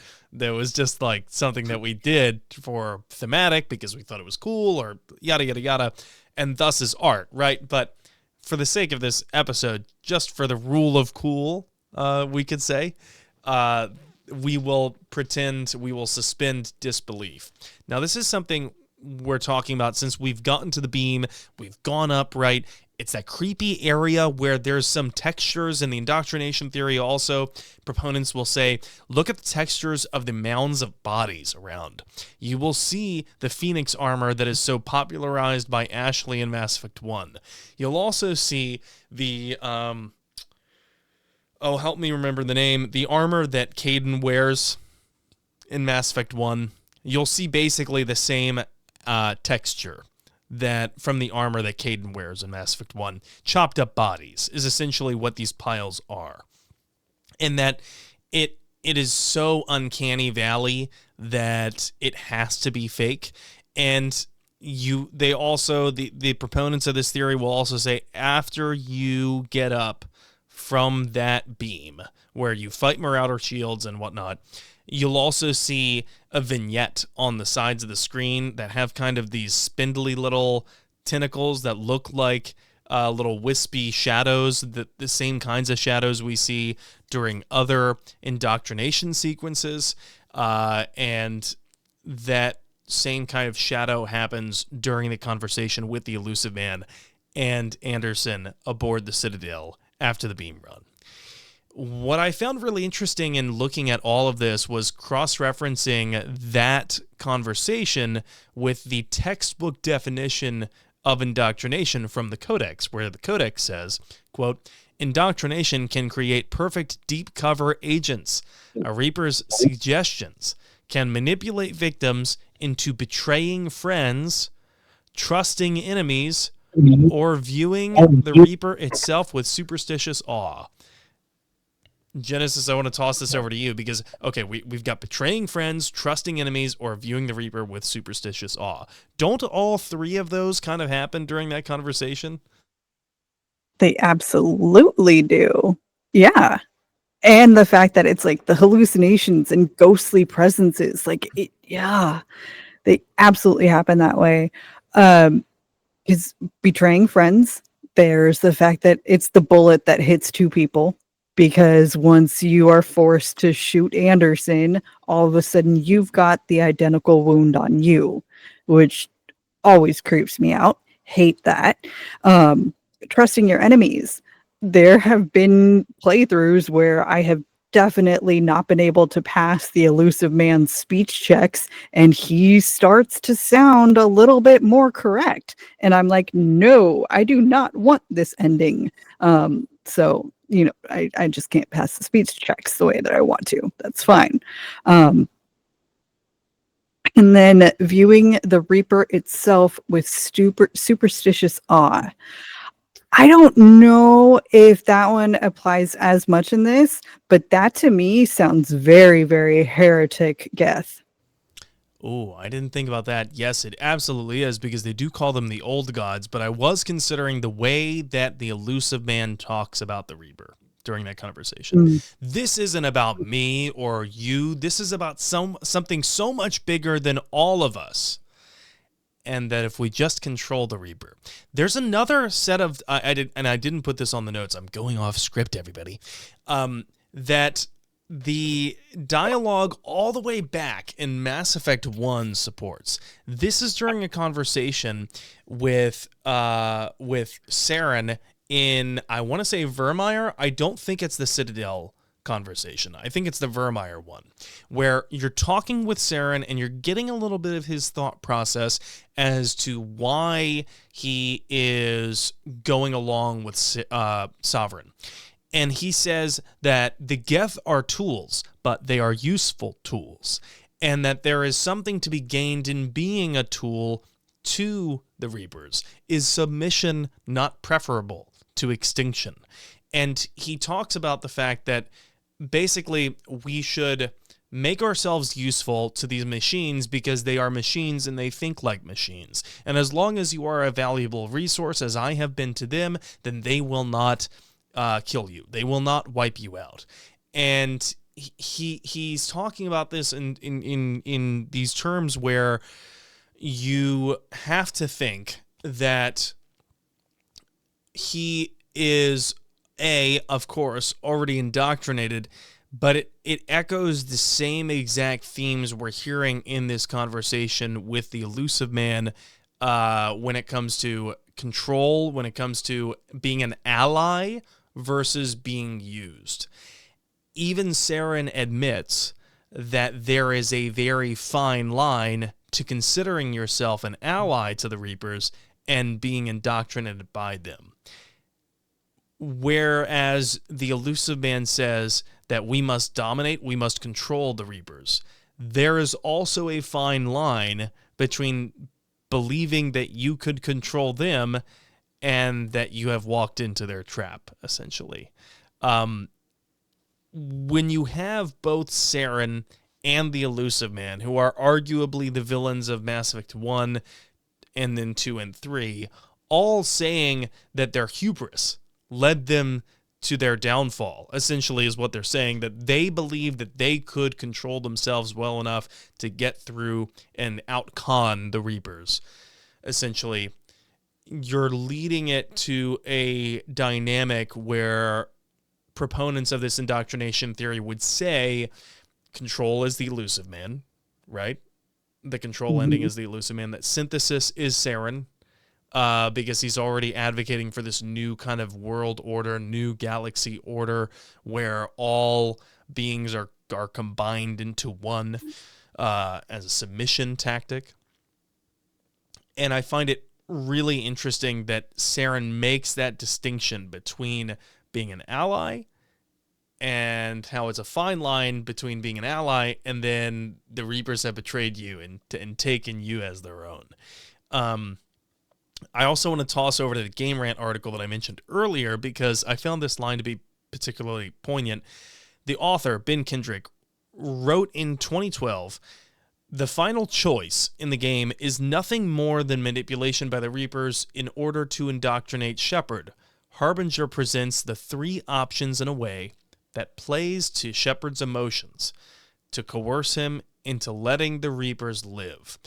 And so this is a conversation that I want to hand basically over to Chris, because Chris, I feel like with your background in mental health, you're probably skilled in identifying deceptive tactics and things that are meant to guilt, to extort, to blackmail, like we've already talked about. And I feel like we may see a little bit of these in this conversation between Shepard and the Catalyst, the Star Child.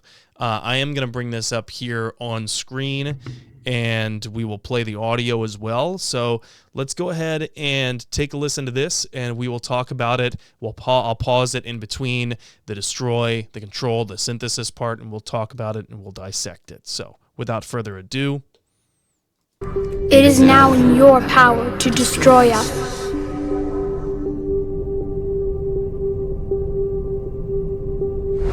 Today's actually a really exciting day because we got to... That was an ad on YouTube because YouTube hates us. And that's okay because for some reason my stream completely messed up the format of the video. So we'll take this moment to go ahead and fix that. Common YouTube L, by the way, and I will take this time to criticize YouTube. But anyway, let's skip this ad and get back. But be warned, others will be destroyed as well. The Crucible will not discriminate. All synthetics will be targeted. Even you are partly synthetic. What exactly will happen? Your Crucible device appears to be largely intact. However, the effects of the blast will not be constrained to the Reapers. Technology you rely on will be affected, but those who survive should have little difficulty repairing the damage.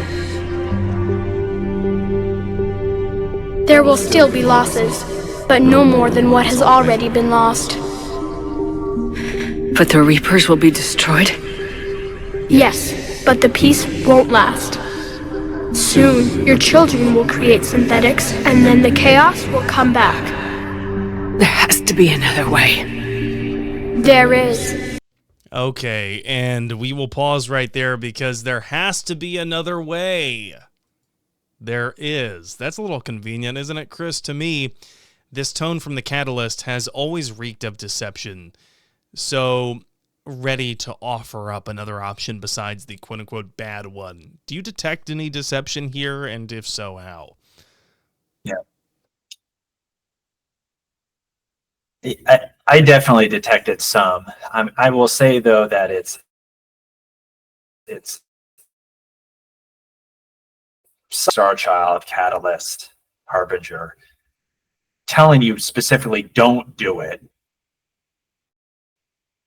But the entity you're talking to definitely does upplay the consequences of the destroy ending, and I think it's making a more subtle kind of argument against it.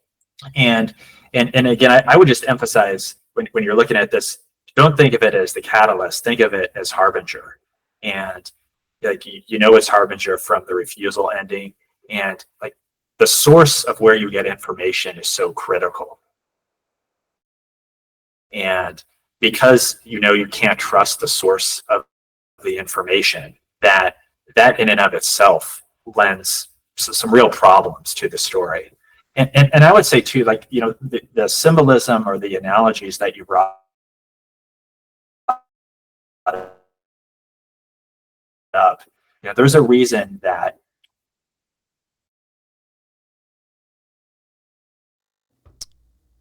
I think we've lost Chris's signal.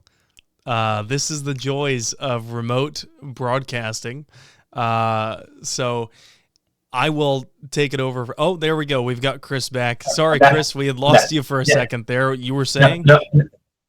What I was saying is you can't trust Harbinger, and there's a reason Anderson portrays the destroy ending. And in fact, one of the lines that Anderson gives you in this kind of indoctrination sequence is literally, we destroy them, the Reapers, or they destroy us. And I think what's happening is that you have manifestations of Harbinger in Shepard's mind and a manifestation of Anderson. And the manifestation of Anderson is there to try as a last-ditch effort to connect Shepard to their sense of duty, their sense of morality.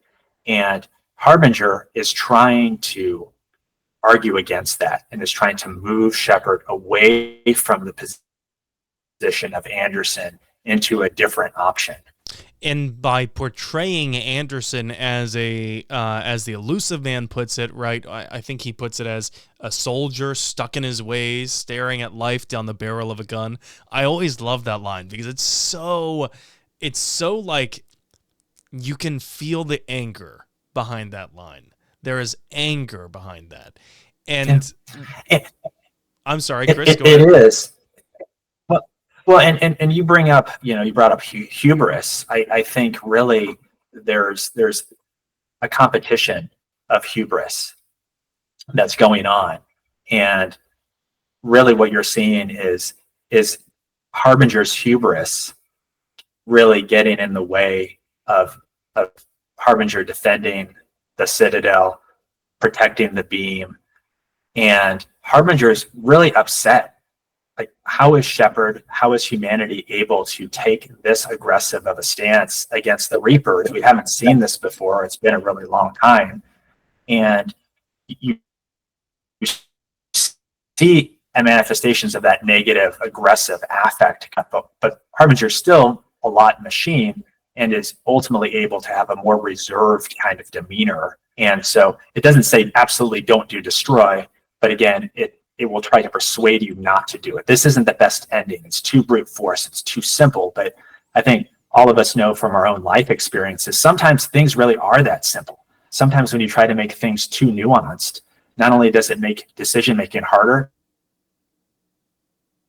but you end up justifying things that you wouldn't want to normally justify. And sometimes you need to use white and black thinking in order to make the right moral decision, even if it's hard. And I think Harbinger is trying to tell Shepard, it's too hard. There are too many side effects. Don't do this. Do control, but even better, do synthesis.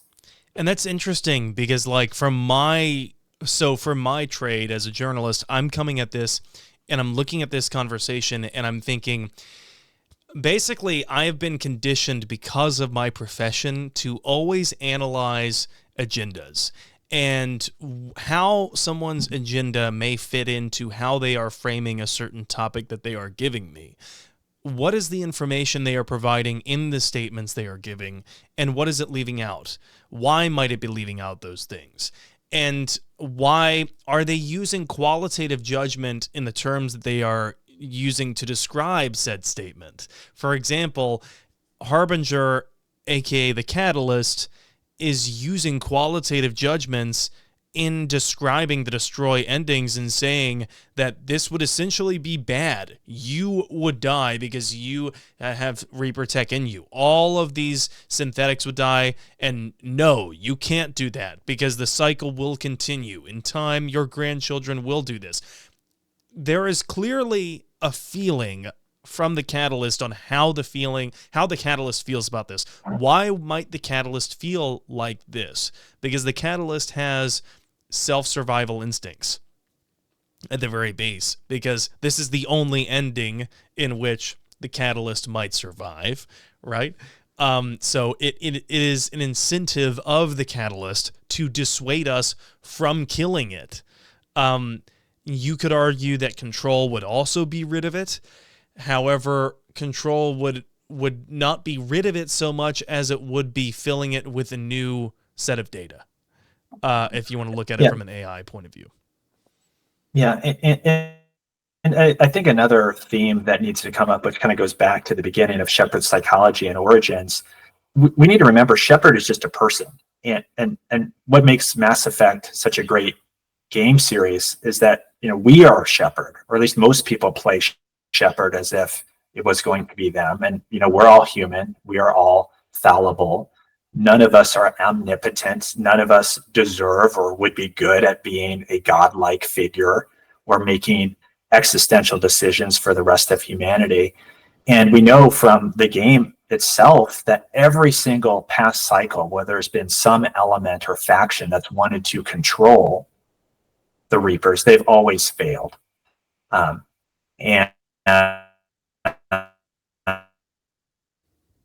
Harbinger has gotten and also, Chris again. The whole okay, there we go.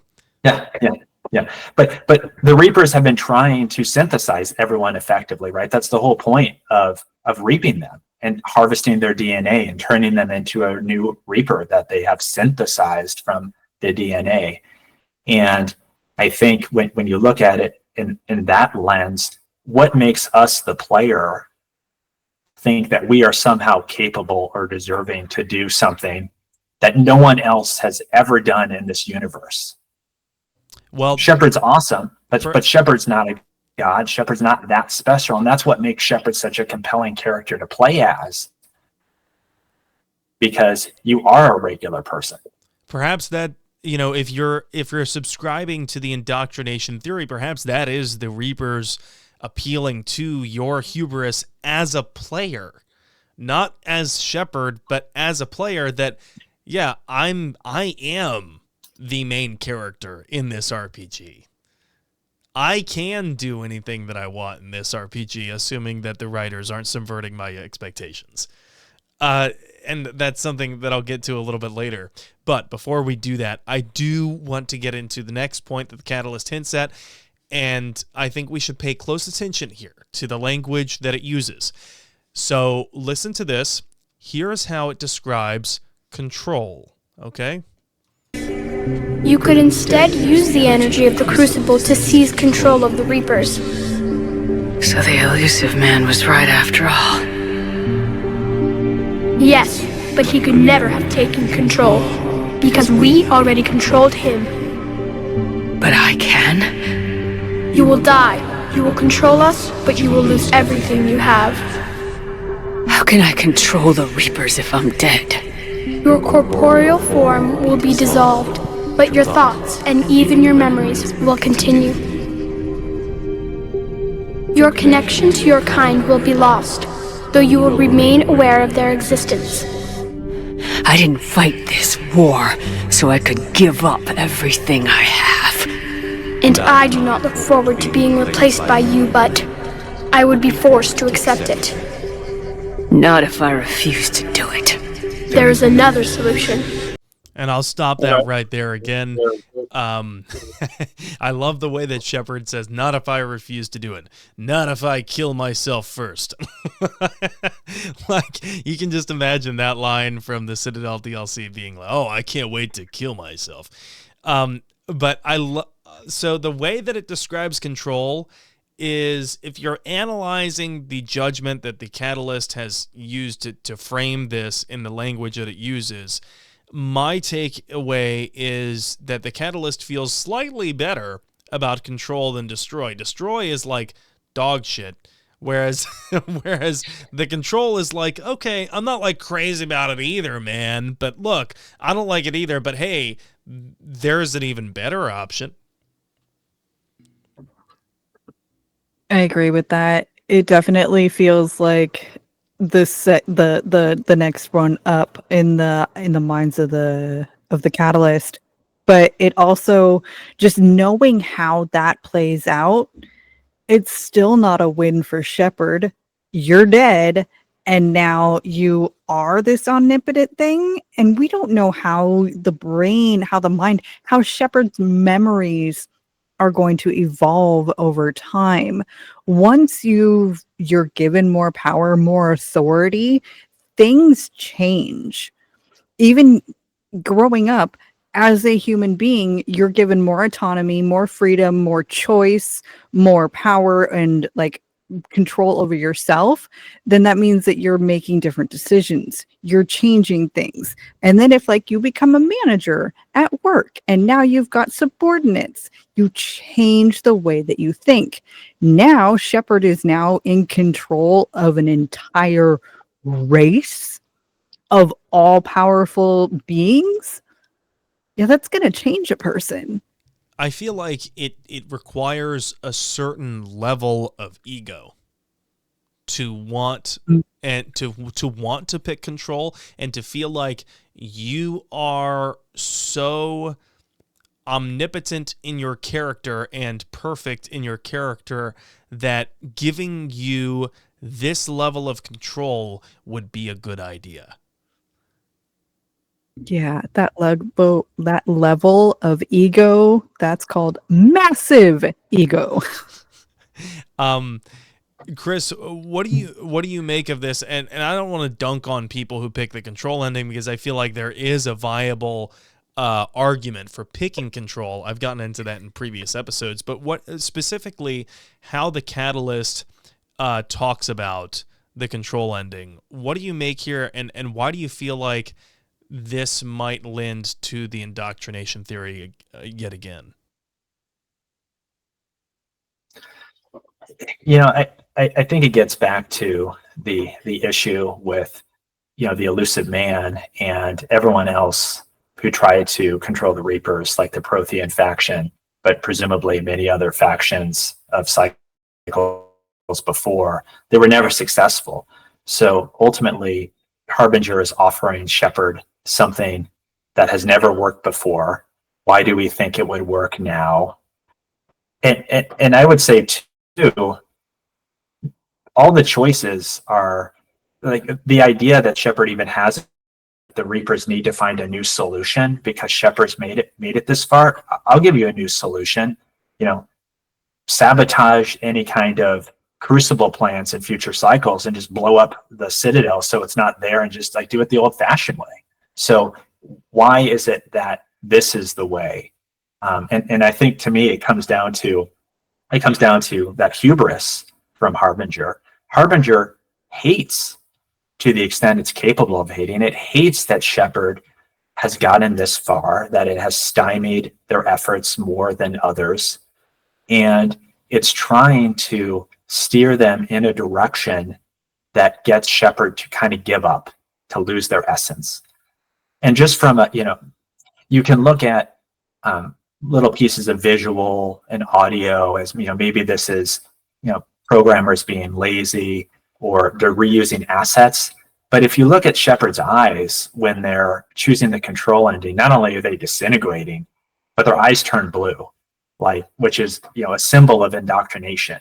And maybe that's a side effect, but that seems very symbolic. And the preview that we get of that ending when it's talking about control, the Catalyst, is the elusive man at the controls with his hands on the terminals, or on the little hand pieces for the control side of the Crucible. Yeah. And it's the elusive man. Whereas when talking about destroy, it's Anderson walking toward the thing, shooting it. So we get clear analogs of who would do what.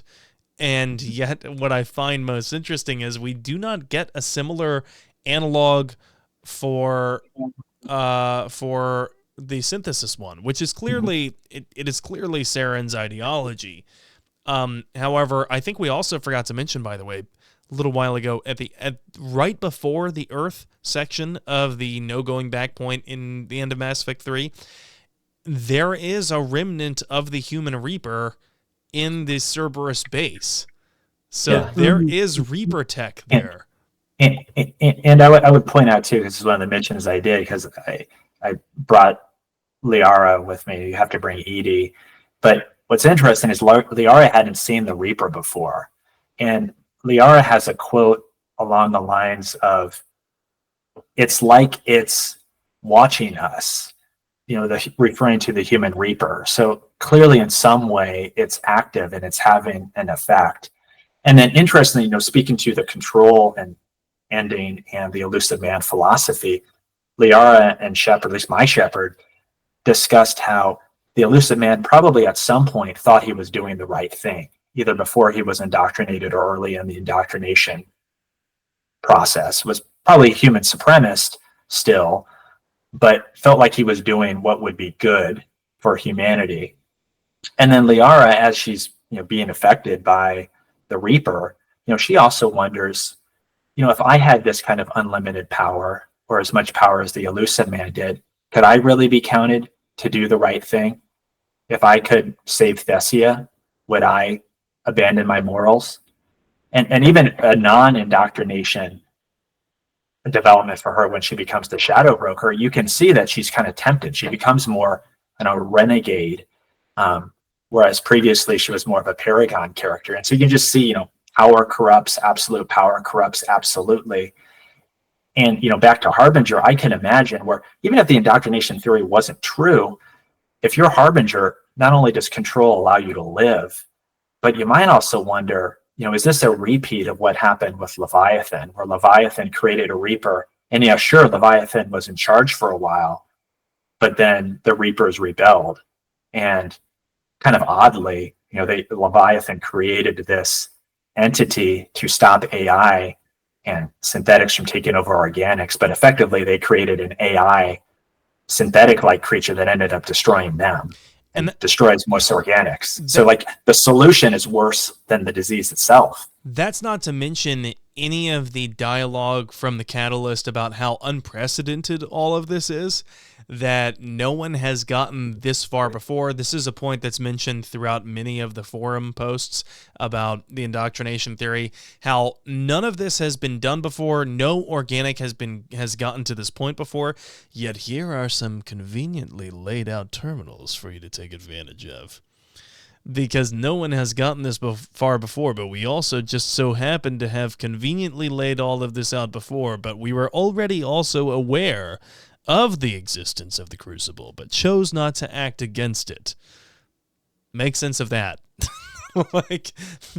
There's little sense unless you're willing to suspend your disbelief that it's a video game and the narrative needed to be on rails to some extent.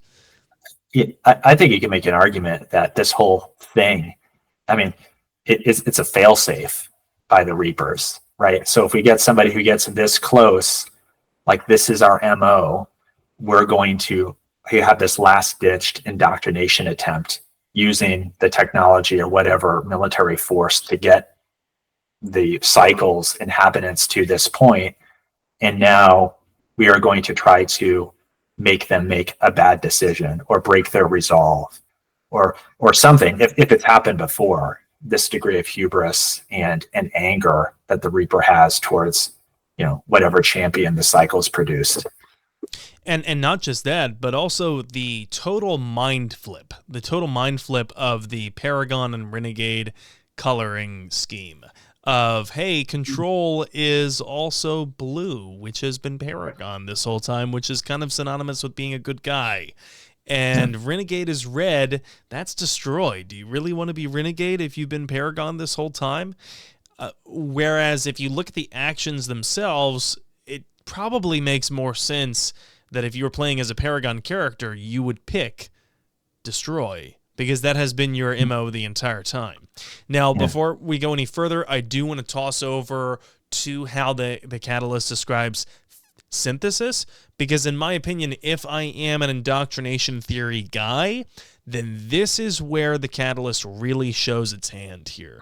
Let's go over here and we'll listen to this. Listen closely to the way that it describes Destroy. And I'm actually going to fix my screen here, and screw it, we'll do it live. Here we go. Synthesis. And that is? Add your energy to the crucibles. The chain reaction will combine all synthetic and organic life into a new framework, a new DNA. Explain how my energy can be added to the crucible. There is little time left, but I will try. Your organic energy, the essence of who and what you are, will be broken down and then dispersed. To do what, exactly? The energy of the crucible, released in this way, will alter the matrix of all organic life in the galaxy. Organics seek perfection through technology. Synthetics seek perfection through understanding. Organics will be perfected by integrating fully with synthetic technology. Synthetics, in turn, will finally have full understanding of organics. It is the ideal solution. Now that we know it is possible, it is inevitable we will reach synthesis. Why couldn't you do it sooner? We have tried a similar solution in the past, but it has always failed. Why? Because the organics were not ready. It is not something that can be forced. You are ready, and you may choose it. You're asking me to change everything, everyone. I can't make that decision. I won't. Why not? Synthetics are already part of you. Can you imagine your life without them? That's beside the point. Your time is at an end. You must decide. Let's get this over with. Do what you must. And I'm going to stop it right there. What I find to be most telling here is the sense of urgency from the catalyst. There is little time, but I will try. Why? Why is there little time? You control the Reapers, do you not? Can you not hit pause or something while we're discussing this? Why am I seeing Reapers destroy my forces over my shoulder right now? Why is there little time? This feels like the kind of manufactured urgency that is often employed by car salesmen and scammers because they're trying to get you to act emotionally and faster, because that is something that is more easily manipulated. How do you feel about this, Genesis? I agree with you on that one. Why can't we hit the pause button like you said? And it also feels a little bit like I wrote down, oh wow, now I can't even read my handwriting anymore. The part that I didn't like about this is we are going to continue so that we want synthesis so that way we can understand organics better. That to me doesn't make sense. Why do you need to understand organics better after spending how many thousands of cycles harvesting organics in order to better understand them? You don't need to better understand us, dude. You've done it enough times. Why can't you just stop? Yeah, no kidding. Chris, how do you feel about this, what I would call a manufactured sense of urgency here? Yeah, I think, Sam, your description is really good, that there is a false sense of urgency. I mean, Harbinger controls what's going on in the background, and yet you have to act now, buy now, or the sale will be no good anymore. And, the other thing is, if this is such a great idea, this kind of gets to what Genesis was saying, why didn't you just synthesize everyone already? Just build your own crucible, hook it up to the Citadel, and just shoot it off. Okay, we're done. This is fantastic. Everyone's happy. Kumbaya. And I know that the Star Child makes a comment of, well, no one's got this far as Shepard, and you've achieved enlightenment. That sounds kind of bogus. I mean, when I play my Shepard, I don't somehow think I'm the most self-actualized, enlightened creature that's ever existed in the history of the galaxy. I mean, that really gets to playing the narcissism that Shepard really hasn't shown that much up until this point. I mean, Shepard is remarkably even-keeled and personable, and really cares about other people. And there's the Star Child is trying to convince Shepard to do something that totally takes away everyone's autonomy. Genesis and I were talking this before we got on the air. In the field of medicine, particularly in psychiatry, you really have to look at patient autonomy. It's like one of the highest virtues. Like, you don't do something to a patient or to someone else unless you have permission to do it. There was no informed consent process. I didn't see anyone sign any papers or agree to have, Harbinger, Star Child, and Shepard do this to everybody. I would assume that very few people would actually want it to happen. It is highly, highly unethical, in my opinion, and always has been, to make this decision for everybody. Guess what? You're becoming half synthetic. I've always felt like this is, to my core, extremely unethical. As Shepard points out in that iteration of the dialogue, I can't make this choice for everybody. This is not my choice. It's not my being that I have to live with, that I am now half synthetic and that I would just somehow play into this. That being said, control, there is an argument to make. Control is actually the way to preserve the most amount of autonomy for the most amount of races, because you're not, according to the Catalyst, destroying any of the synthetic life. Yeah. And it makes sense, but in a way, it's trying to convince you to do the same thing that the Elusive Man was trying to do. And you see all these examples coming up time and time again, and I think one has to ask themselves, what makes you think that Shepard is capable of and deserves to have that level of power? And you can think of quotes that Shepard themselves utter when talking to Saren or when talking to Anderson in earlier parts of Mass Effect 3 and earlier. And it's very clear, we have to destroy the Reapers. There's no question about it. The resolve is fully there. Everything you do is along that path. And then this being, this little boy who's really Harbinger, is telling you these other options, and why would you consider it? And I'd also say one thing that we haven't brought up is that Shepard, there's something off about how Shepard presents him or herself. It almost resembles kind of a trance-like state. A lot of our viewers know about hypnosis. They know about the power of suggestion. And there's just a way that Shepard carries him or herself that seems very different. There's less confidence. And I know that they appear mortally injured, but they don't act in the same kind of way. There's a daze to it. There's less of a defiance. Yes. There's less of a questioning what you're given kind of thing, less sure of yourself and your own perception of reality. And another thing, speaking of perceptions, and this is something that's confirmed on the Mass Effect wiki, if you get when you're listening to the Catalyst, it's not just the Catalyst voice. They actually superimpose low volume versions of male and female Shep on top. And I think there's a difference between a lie of omission or laziness. We just didn't do it, or the rule of cool. And you're actively adding something. Why would you add that? If you're hearing your own voice, what does that mean if not you're actually within your own mind hearing yourself think? There's no reason to add it in. I mean, it's kind of cool, but it's also kind of weird if you're just adding it to be cool. You would think there would be a motivation behind it. Right. Yeah. There's no such thing as coincidence in fiction, which is something that Tom and I used to toss around a lot, that in fiction, things are intentional, and you just have to find the intention behind them.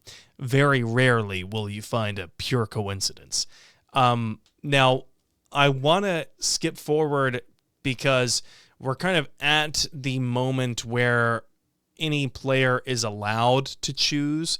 And of course, there's the whole, okay, if you choose destroy, that is the only ending in which you could possibly still be alive. And how would Shepard be alive in the rubble of the Citadel if the Citadel were truly in orbit, how would Shepard once again survive re-entry when exposed to the vacuum of space and all of that stuff, unless Shepard was really just in the rubble of London and never went up there. That's another point to the indoctrination theory. But I want to get to an even more meta part of the indoctrination theory, something I teased earlier. There's something that players and proponents of this theory refer to as the BioWare / player indoctrination theory. And this is something that I saw that you had touched on in your notes for this episode a little bit, Chris, but also that people have been putting forth ever since 2012. This one suggests that BioWare did such a masterful job at redirecting your thoughts as the player and your feelings toward eliminating the Reapers by switching the colors of Control and Destroy to Paragon Renegade and switching them on their head to what you thought you knew and creating some cognitive dissonance within you that way. And that they were actually trying to indoctrinate the player. The writers of the game were trying to indoctrinate the player as the Reapers indoctrinate Shepard, so that they were trying to indoctrinate you, the writers, trying to convince you not to kill the Reapers. Chris, I think you have thoughts on this one, so I'll toss it over to you. I definitely have thoughts about that. And I think you need to look at the history of BioWare and the history of Mass Effect and what makes it so significant. What makes Mass Effect essentially unique, or pretty close to unique at that time, is they tried to make Shepard very customizable. They put in a lot of effort to have Bro Shep and Fem Shep. And even knowing that maybe not as many people were going to play as Fem Shep, they did it. They went all in. But even more important to that, they made the facial construction completely customizable. You got to pick backgrounds, and most definitively, they made your choices carry over from one game to another. Mm-hmm. And to see that level of thoughtfulness, customizability, to try to get people to create their own version of Shepard, who we know statistically most people are trying to play as themselves, to kind of engage in that kind of fantasy where they get to be a really powerful person who is able to do things they wouldn't normally get to do in life.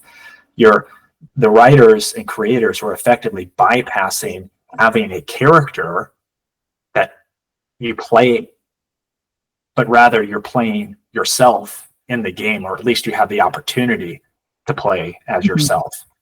And so, and you can think of various, additional conspiracy theories about, BioWare is bought by EA. Does the ending need to be kind of made more simple for different kinds of audiences? Do we not want to give a game over screen if you choose Control or Synthesis? But that would be very demoralizing after spending maybe 100 hours or so.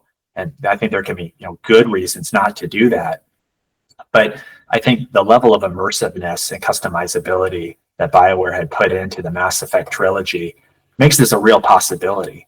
Because if they hadn't have done that, you would think, well, this is too complex, this is too good. But the reason you guys have almost 200 episodes on your podcast, and other players and I replay this game over and over again, is because of how immersive the universe is. And it's immersive because you yourself feel like you're in this role, and it's the writers speaking to you. They're trying to make an argument against you. And indoctrination is a very subtle kind of concept that gets people to second guess what they're thinking and what they're experiencing. And this is their attempt to speak directly to their game membership.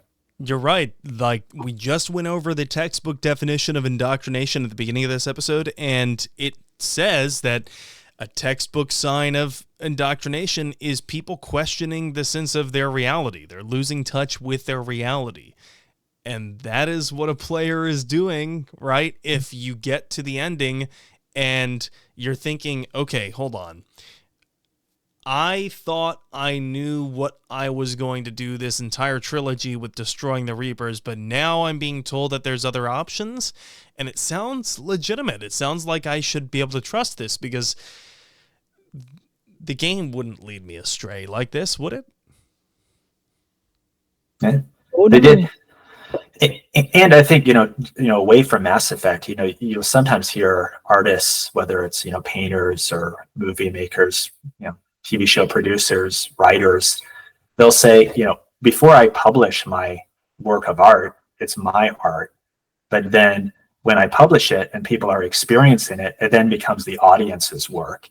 And I think what makes the indoctrination theory so compelling, even if it's not true or it isn't supported by sequels in the game series, it's a way of the gaming community to really add to it, to tell an additional element of the story that really does seem to fit. I mean, I think when you look at all the evidence, it's hard to say that the theory doesn't make any sense. You can make a very good argument, though, that maybe they didn't think of it or it's a little too advanced. And I don't know if it's true or not, but I want to believe it's true because it makes it a much better gaming experience. And I would even go so far to say it should be true because in a few ways, it really simplifies the process for making a sequel to Mass Effect. So can you imagine what does a Control ending sequel look like? Unless it's, oh God, Shepard kind of boring, to be honest. Is evil, we have to take out Shepard, which I guess could be cool. But it's, in synthesis, it's kind of the problem solved already. So there's nothing to talk about. I think Destroy, everything we've seen in trailers and footage suggests it's Destroy. We kind of know it's Destroy. It makes the most sense. But if you believe the indoctrination theory and you can kind of wipe away the other endings, it's much easier to just go with the Destroy ending. And let's say you didn't want to have Shepard as a main character, but an ancillary person you could meet if Shepard survived. It's very easy to say, okay, you had a perfect Destroy or you had an imperfect Destroy. And so maybe you get to meet Shepard, maybe you don't get to meet Shepard. Or they can keep Shepard as the main character. So they still have options, but either way that they go, it's much more streamlined. Or even, if this is 100 years, 50 years in the future, maybe Shepard died. Shepard been through a lot, and there's a lot of wear and tear on their body. So it is completely believable that Shepard may not live to the average lifespan of a human being in that galactic era. So who knows? I found it also kind of interesting that there's a sub theory to the indoctrination theory, which is that Shepard never woke up after being hit by the Harbinger's beam on the run to the Citadel beam. So the somebody that Shepard heard over the comms was actually Anderson, and that Anderson was trying to activate the Crucible, but needed to be able to get past some kind of defenses that Harbinger had set up. And that can only be achieved if Shepard overcomes indoctrination in Shepard's mind. Yeah. And I would agree with that. I think when you were doing all the Liara episodes, you described her as kind of the secondary protagonist. And I think in a lot of ways that's true. I guess the term is the deuteragonist. But I think you could easily substitute Anderson for that role. And as I was going through evidence about indoctrination, but also Shepard's psychological makeup and events, there essentially are three sacrifices that Anderson could be making on behalf of Shepard. Mass Effect 1, he gives up control over the Normandy. Mass Effect 3 at the beginning, he lets Shepard leave Earth and he stays on Earth to lead the Resistance, which seems essentially a death sentence given how bad things are going at that point. And then the third would be in a Destroy ending that Shepard is resisting indoctrination long enough, that Harbinger is preoccupied with still trying to break Shepard and probably would break Shepard if given enough time. But that then gives Anderson enough time to actually sneak up on the beam past Harbinger. And then, he pushes the button, basically. And we know that whoever's pushing that button's dead. I mean, you see what happens. I mean, there's a nuclear blast that just eradicates anyone where the Crucible was docked with the Citadel. And there's no way Shepard survives re-entry. So whoever did it's dead. And we know we think Anderson's dead. It just so happens in the dream sequence or hallucination and the indoctrination attempts, Anderson bites it. But it would make sense. And literature and storytelling, they love threes.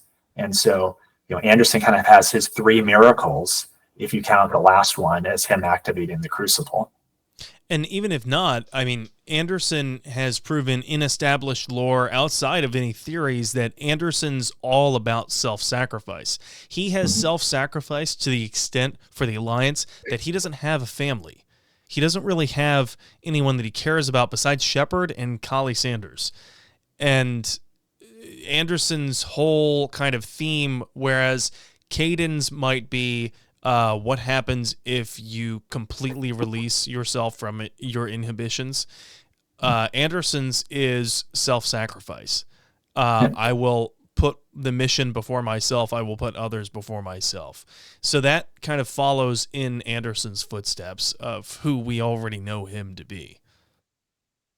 And he's an obvious, paternal figure to Shepard. In none of the origins or pre-service histories do you get a dad who survives, but instead you get Anderson. And in your episode with Mark Muir, he talked about that, and it was interesting too. I mean, this doesn't really pertain to the indoctrination theory, but you could tell from Mark's description of working with Keith David, there was like a mentorship role, even in the voice actor to voice actor, and how much he looked up to and respected him. And that's another example of how what's happening in the game actually transcends with the audience, but even the actors who are involved in it. And I do have to bring that up in fairness, because during one of our interviews with Mark Muir, he did bring up that I think I asked him, should we trust the catalyst? And I think he even nipped it in the bud right there and said, look, BioWare has come out and kind of dismissed this indoctrination theory. So I think this is probably as good a time as any to, fill our listeners in. If you weren't already aware, BioWare has gone on the record and said the indoctrination theory is a nice theory, but it's not canon. It's not what we meant. So that kind of brings me to my next point. We've laid out a lot of evidence for the indoctrination theory, but I want to try and poke a few holes in it. I wouldn't be a very good host if I didn't. So, first of all, the symptoms, they don't fit to a T. Personally, intense paranoia, I don't think we ever see this from Shepard. Shepard trusts his or her crew a lot and never really suffers hallucinations in his or her waking moments. Can this just be explained away with usefulness versus control, as we brought up with Saren's ideology about, okay, Sovereign can't exert too much control over me too quickly because then my brain will become mush. Maybe it's so subtle that Shepard doesn't have this kind of paranoia. I don't know. What do you think, Chris? Yeah, I mean, there's definitely a subtlety in the fact that it takes until Mass Effect 3 really for Shepard to exhibit any kind of symptoms of anything from a mental health standpoint, I think is striking. I mean, we talked multiple times about how Shepard has a lot of resiliency, but again, he or she remains very even keeled. I guess when you're leaving Earth, he gets a little snippy with James after Thessia falls. He's really demoralized, and you can see the toll that it's taken on him or her. But these are normal. I mean, this, like, you shouldn't pathologize this. Like, who wouldn't feel the way that Shepard does in those moments? But I think that there clearly is something that changes in the pre-Harbinger beam, hit or near miss, intentional near miss, and what happens after. Because you don't see anything. It's all very subtle. It's all unconscious. The Prothean VI indoctrination detector doesn't detect it. And the whole perspective of Shepard and the intensity of how he's controlled by the elusive man, who in turn is controlled by Harbinger, it all exponentially increases. And I think it reflects not just the hubris or anger that Harbinger has, but it reflects the desperation Harbinger knows that this is their like last line of defense. They're really close to defeating the Reapers, and they have to pull out all the stops. And that's why you see, at that point, you start seeing hallucinations. You see visual disturbances. You see Shepard shoot Anderson, or at least a manifestation of Anderson. You see Shepard potentially betraying what their mission was and what their core belief system was. And again, that Shepard shooting Anderson, Jin, you touched on it earlier. That was a little bit of like, okay, Shepard shoots Anderson and then has a mirror wound on themselves. That's a little weird, and because we're talking about fiction, we have to come at this assuming that there is no such thing as a coincidence. Doesn't mean that there can't be, but, you know, maybe there is. Okay, but I want to jump to the next point to poke a hole, or at least try to poke a hole, in this indoctrination theory. We already kind of addressed this earlier, but how did no one at all who met Shepard identify that he or she may be indoctrinated or was at least acting weird? You know, here's a list of people that one critic on the Mass Effect wiki forum, going by Plokija, is a list of people that they pointed out. First of all, David Archer. They write that the Savant in Project Overlord got Shepard into his little virtual reality world and touched his or her mind directly. He'd have a good chance of spotting something amiss. And I think that that's a great point right there, that David Archer would at least make some kind of comment about Shepard being a little off, right? Or maybe not, because David Archer doesn't have a point of reference. There you go. Yep, that would be my counterpoint to that one. I'm gonna play advocate here on this one, because he hasn't seen our brain before indoctrination. So how would he know something's wrong? Yeah. Fair. Yeah, and it's pre-object row, presumably, right? I think the natural order is you play Arrival last, either before or after the suicide mission in Mass Effect 2. But I would say that in Mass Effect 3, there are a couple sequences, usually after major missions, when one of the squad mates will tell Shepard, hey, like, you're stressed out. Like, you need to take a nap, bro. And just so happens that Q, indoctrination, trauma dream, and that's what's happening. So I don't think you can say this is proof of indoctrination, but it's at least proof that others who are close to Shepard are noticing that Shepard is responding to an increasing level of stress, more so than Shepard has before. I don't necessarily think it's related to indoctrination, though, just because, like, who wouldn't be more stressed out in that time? And so I think you can kind of expect it. And again, pre-laser, Shepard really isn't operating differently than he or she normally would. Frankly frightening, by the way, that other crew members are like, hey, I think it's Garrus in a lot of instances. Garrus is the one who tells you, are you okay? I think it can also be Liara, or it could be your love interest, I think. But any number of those different characters mentioning that to you, again, totally a normal thing to feel that level of guilt after Thessia.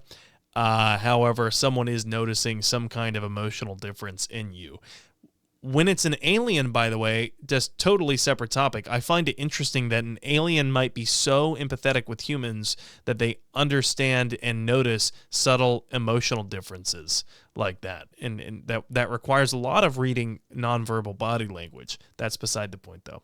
The next person that is noted here by Plokija is Javik, who's a great point.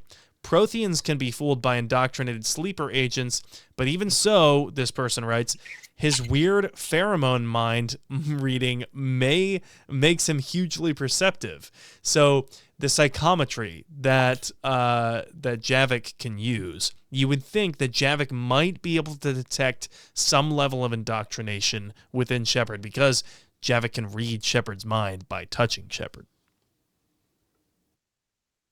And depending on the order that you recruit Javik in, if you've done a lot of missions, I think Javik can sense some mojo and says, ooh, like, you have a lot of victories. And like, you have a lot of confidence, versus before, if it's like right at, like, as soon as you can go to Eden Prime to recruit Javik notes like, ooh, like, this cycle isn't going so well at this point. So Javik is definitely perceptive to those things. I think the question is, and I don't know how you know one way or another, how perceptive is his ability? How could he detect it, but the Prothean VI indoctrination detector can't? Has the indoctrination dosage or the effects of the indoctrination risen to a level that one could reasonably expect? And as far as Shepard's conscious is concerned, he or she's just having trauma-related dreams, not actively being indoctrinated. And playing Reaper's advocate on myself, you could also say that Harbinger and the Reapers are well aware of the Normandy crew and what those people on the Normandy may expect or suspect to see within Shepard. So we need to approach this in an even more subtle way.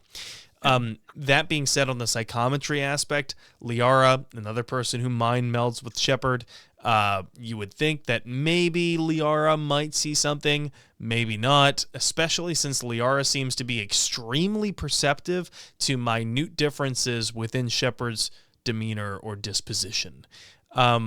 Maybe not. Now, this is something that Day Zero here brings up in the live chat. Joker comments on the stress after Thessia. He does because Edie has been logging biometrics of Shepard's stress levels, which shows that Shepard is the most stressed out after Thessia than they have been since the Skillian Blitz, if I remember right. So there's a point of reference there, which at least proves some level of high stress level. It doesn't really prove or disprove any kind of claim of indoctrination.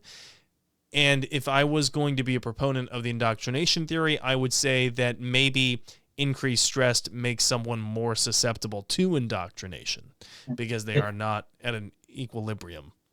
It would. And if you think about, anytime you yourself have been stressed out, right? Like your hands shake, you start having symptoms of anxiety. Even if you're fully conscious of the fact that you're having anxiety, you aren't going to make as good of decisions.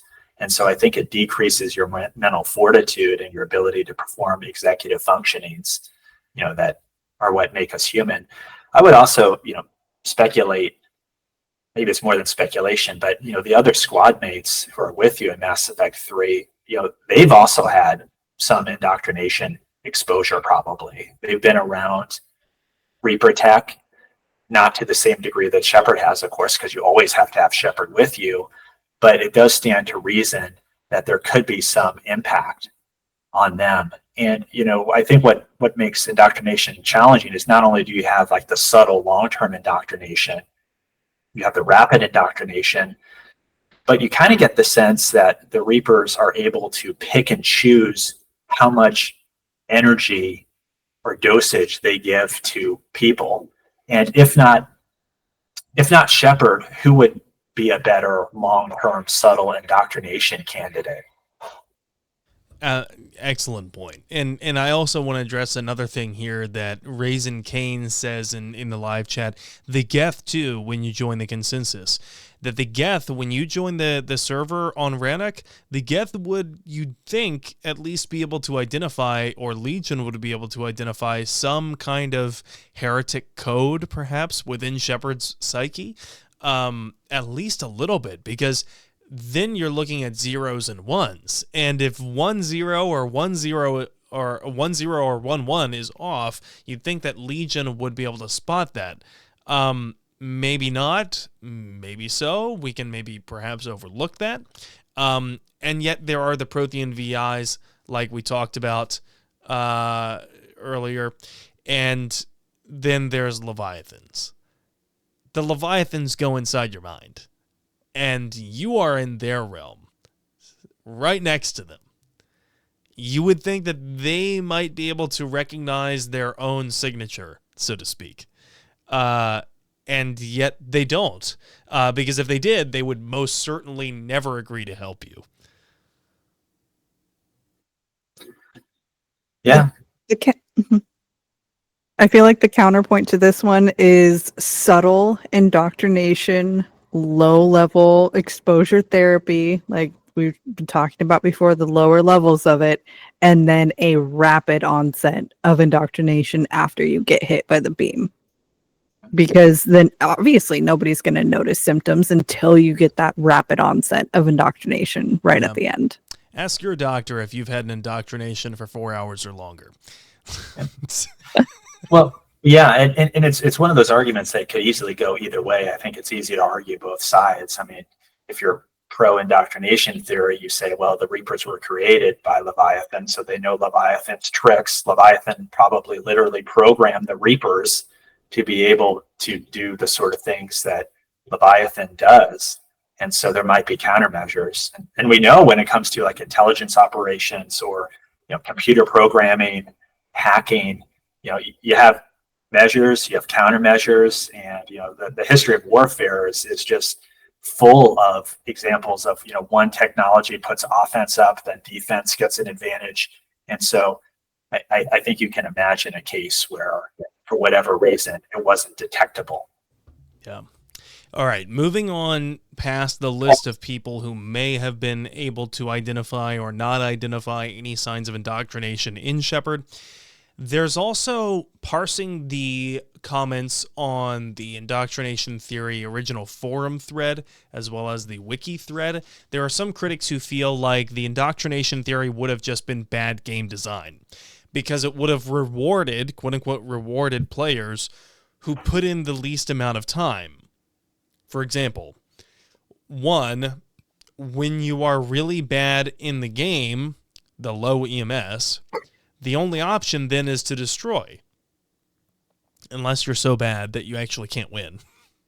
And that means that the worse you are in the game, the less time you've put toward the game, the less EMS you've gathered, the higher the likelihood of getting the only reasonable ending, which is destroy. Granted, that's not the perfect destroy. And if you, in Mass Effect 2 in the end, if you elected to destroy the collector base, because I think it's different, like the low EMS option, if you save the collector base, might be to control them, or at least it becomes an option earlier. I'm not entirely sure on that one. I'm not too skilled in the specific permutations of the different endings. But I do know that if you choose to destroy the collector base, that sets you up in a better position overall EMS-wise than if you choose to save it. Because if you choose to save it, then there's other stipulations that you also have to choose in order to kind of get the same leg up in Mass Effect 3.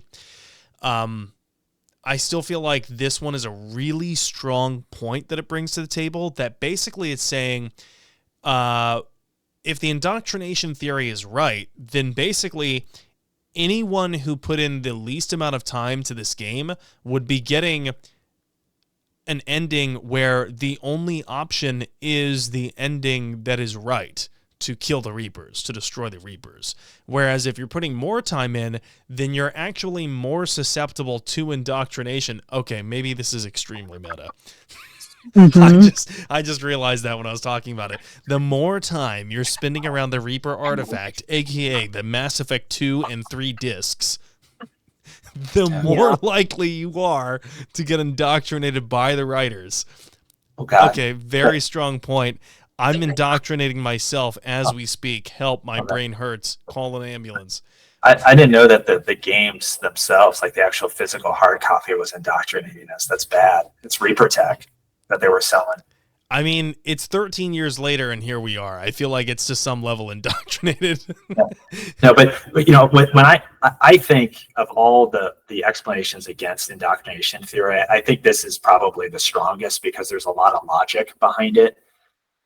But I think, you caught yourself with the point I was going to make, which is time. So if you're rushing through, I don't your neutral Shep playthrough, and like side quests be damned, like I'm going to shoot that kid as fast as I can. I mean, you still found a way to mess it up, I guess. But I did, yeah.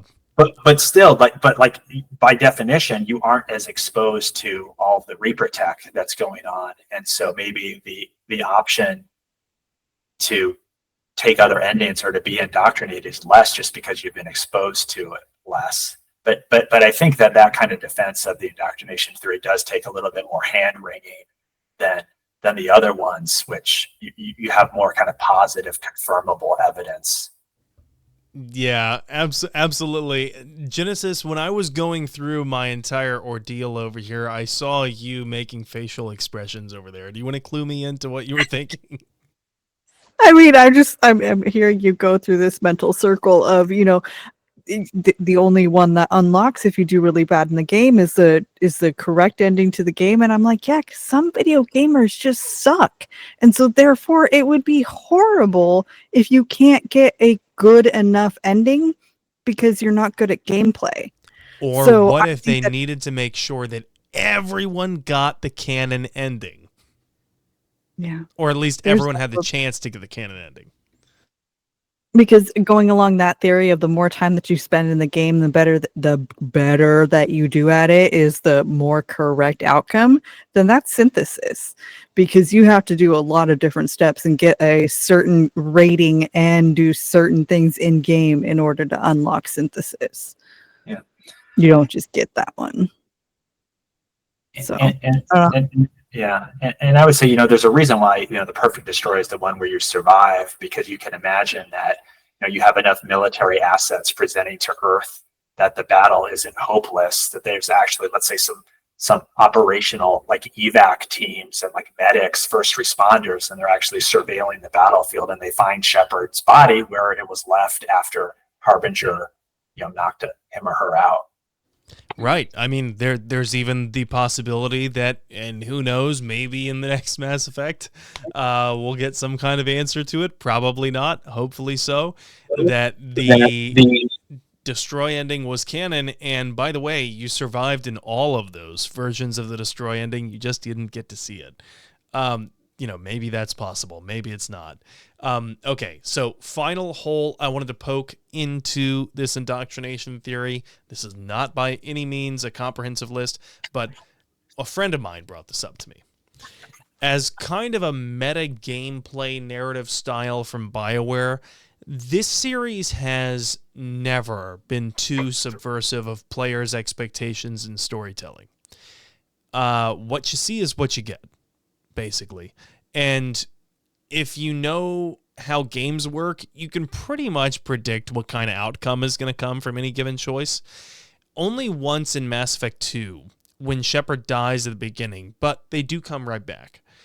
And so my friend says, BioWare has been sincere for all intents and purposes in its narratives, so much so that pulling a 180 like the indoctrination theory would require would just be so out of character for them as a studio.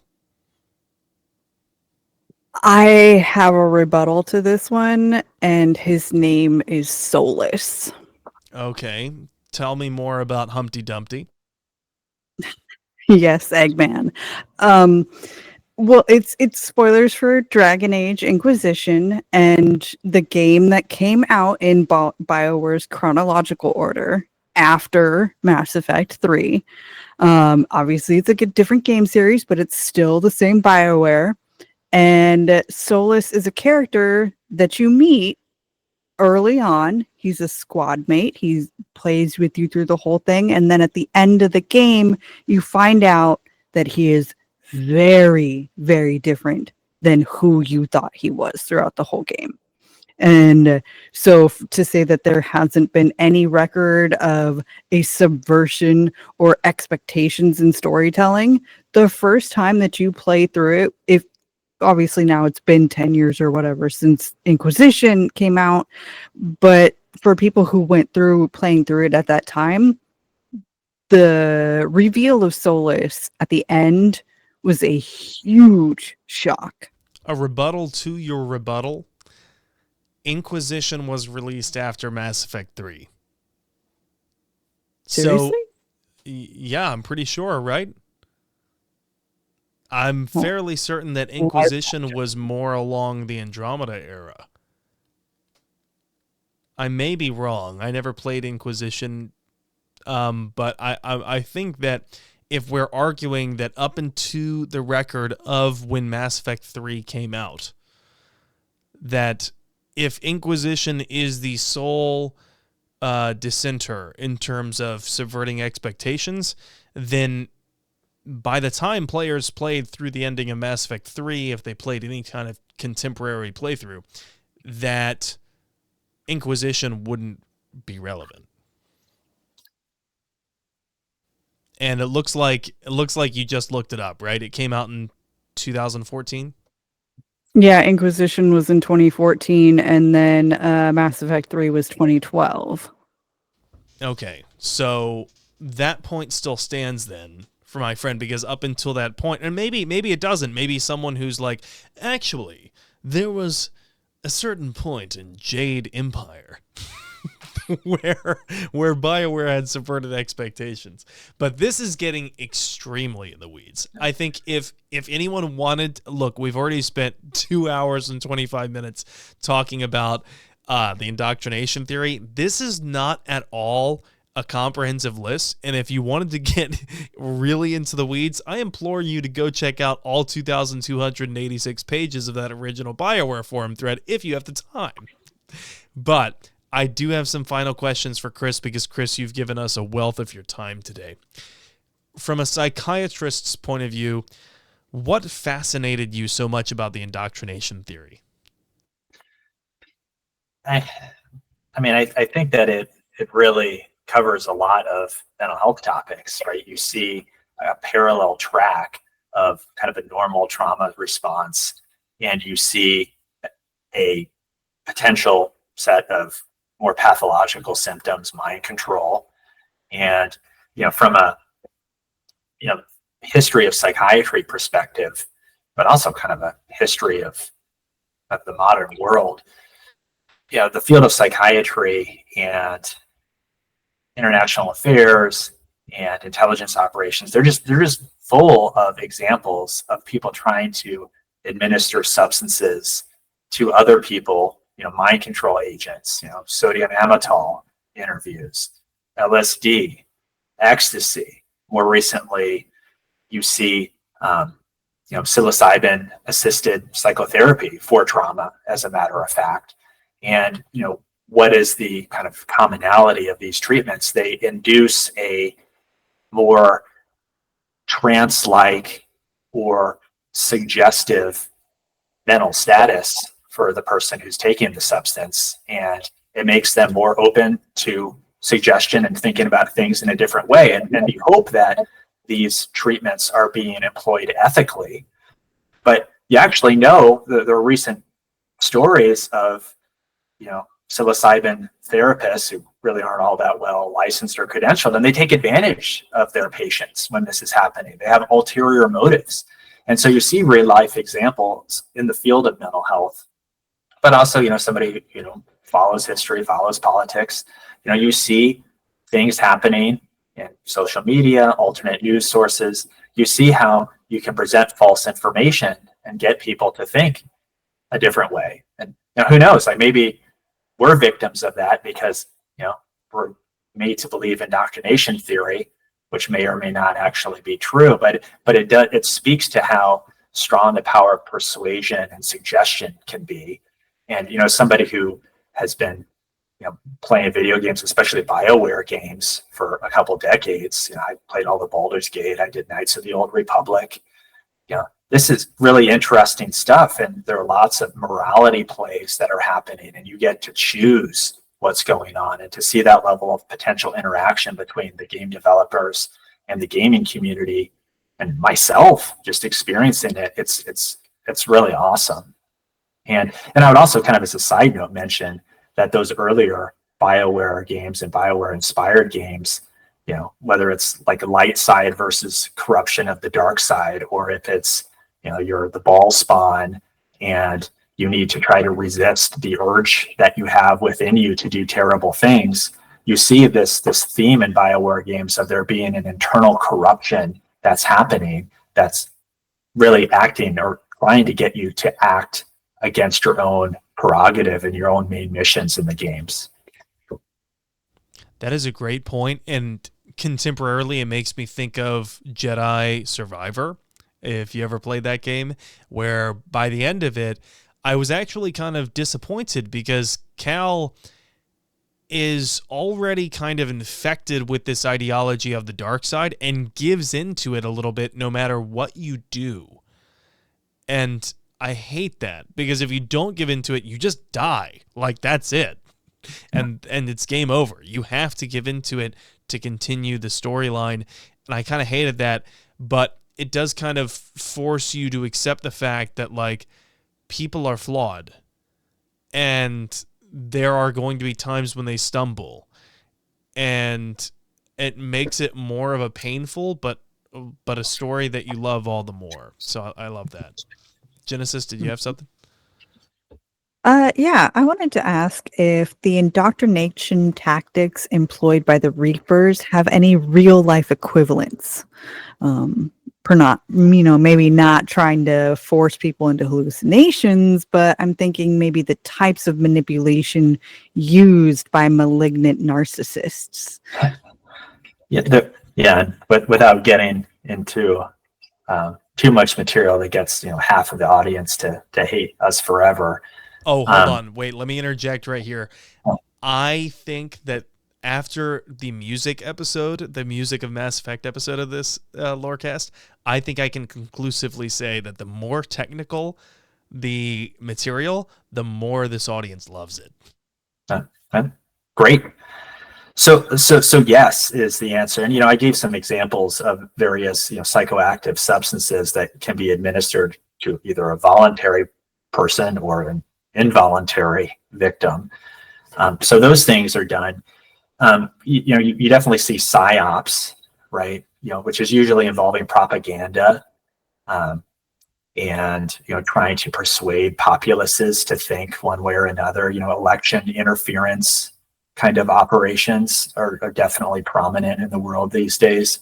I would say probably the most direct comparison, though, is I think it's known as Havana syndrome. It's not really proven, but the U.S. Embassy, Cuba, electromagnetic waves, unexplained headaches, nausea, confusion.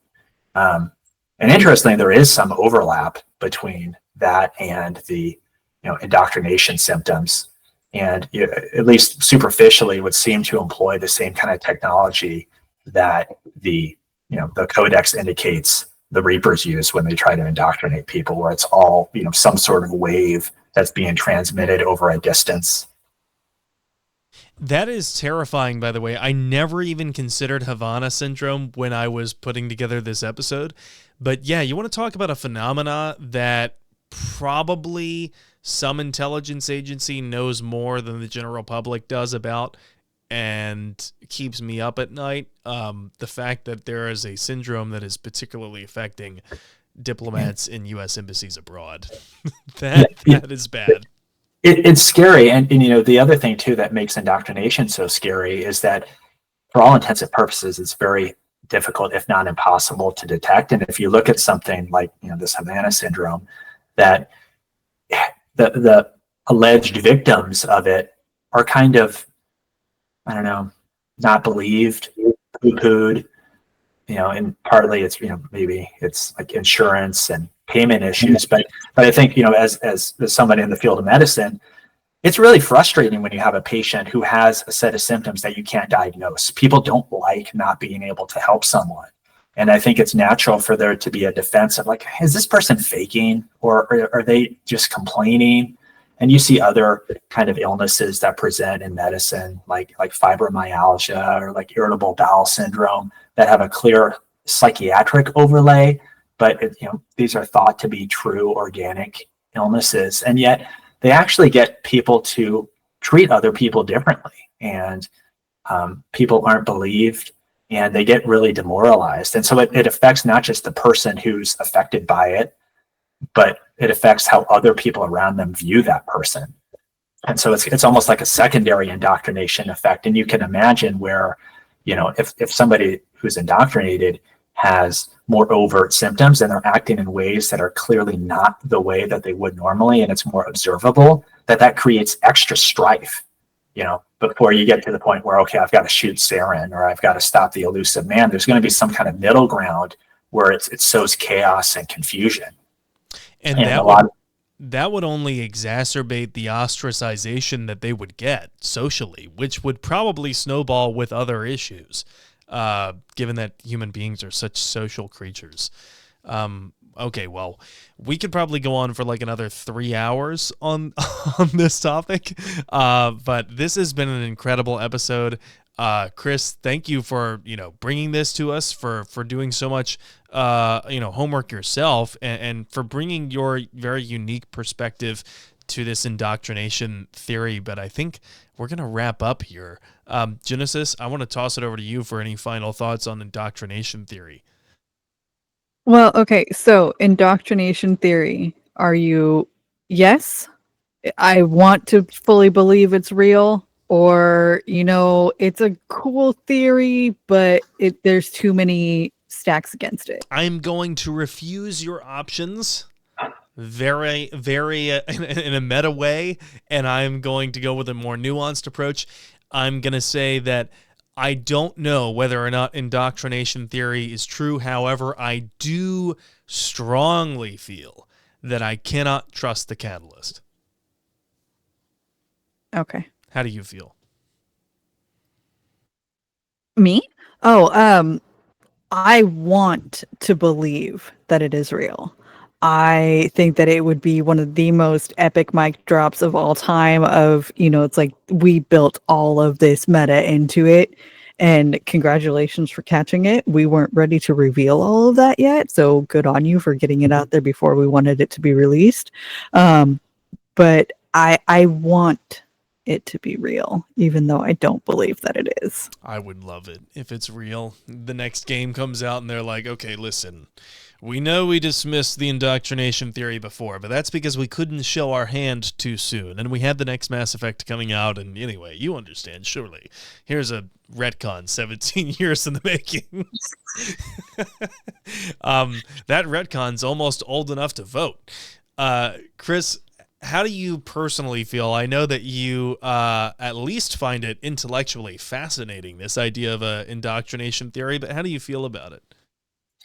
Yeah, I mean, I want to believe it. I think it should be real. I mean, it's like the X-Files, you got to believe.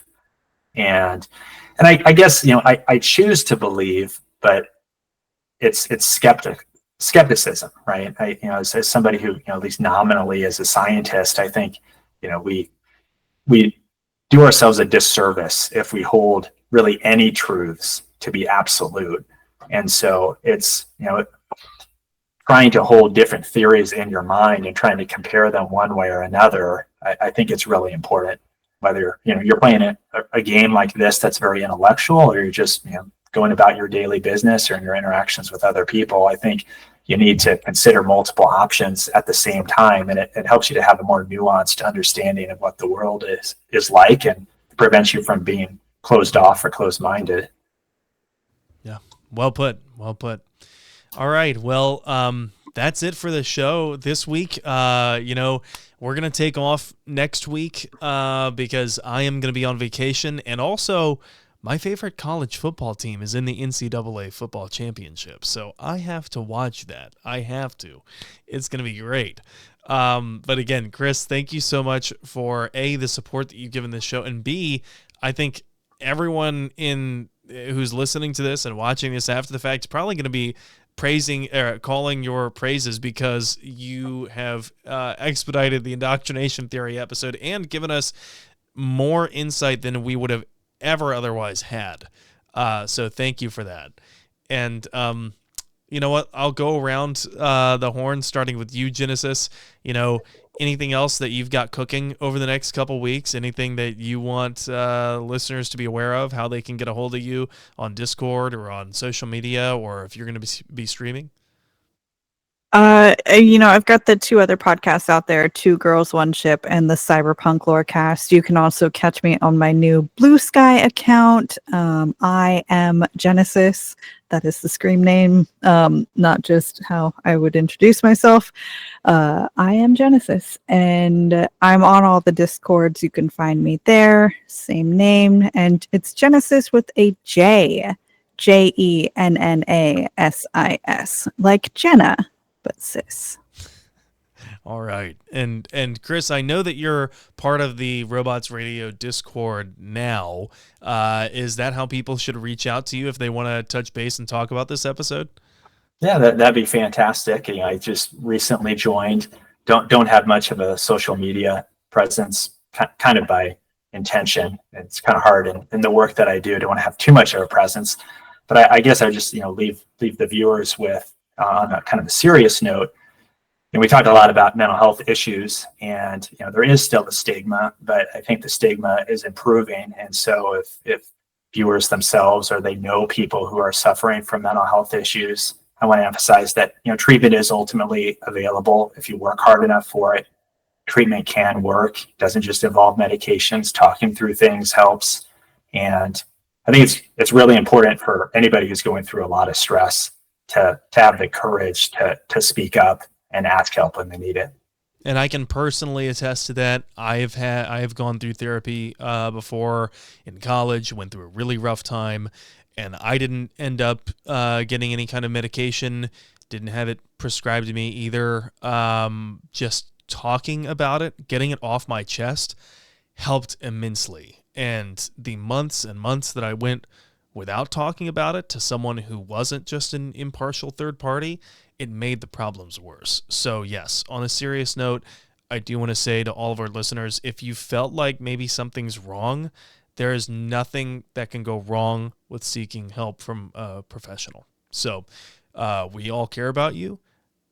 We all desperately want you to stick around and be here. So please don't bury these problems. They do get worse. I can say that as someone who's dealt with these things before, and as someone who has had them in my family before. So thank you for bringing that up to our attention as well, Chris. As for me, I am still streaming every weekend. However, those streams are now on Saturdays. I'm streaming Baldur's Gate 3. I have a modded playthrough. It's my second playthrough, and I'm playing an Aasimar Paladin, which is like, I guess, an angel kind of race within D&D. It's very fun mod. If you want to come and check that out, or check out my Ghost of Tsushima streams, I need to get back on that as well. Follow me at N7Legend on Twitch. We'll have all the links to all of our socials in the show notes as well. But yeah, we are going to be taking next week off because I am going to be on vacation. I think that pretty much does it. When we come back from that short little break, we'll be covering Rex in Mass Effect 3. So our work is going to be cut out for us. I think that might have to be spread over multiple episodes. Maybe we'll talk about some corporations as well. But that's all we got for this week, Spectres. It's been 2 hours and 42 minutes of pure glory. And until next time, we will see you later.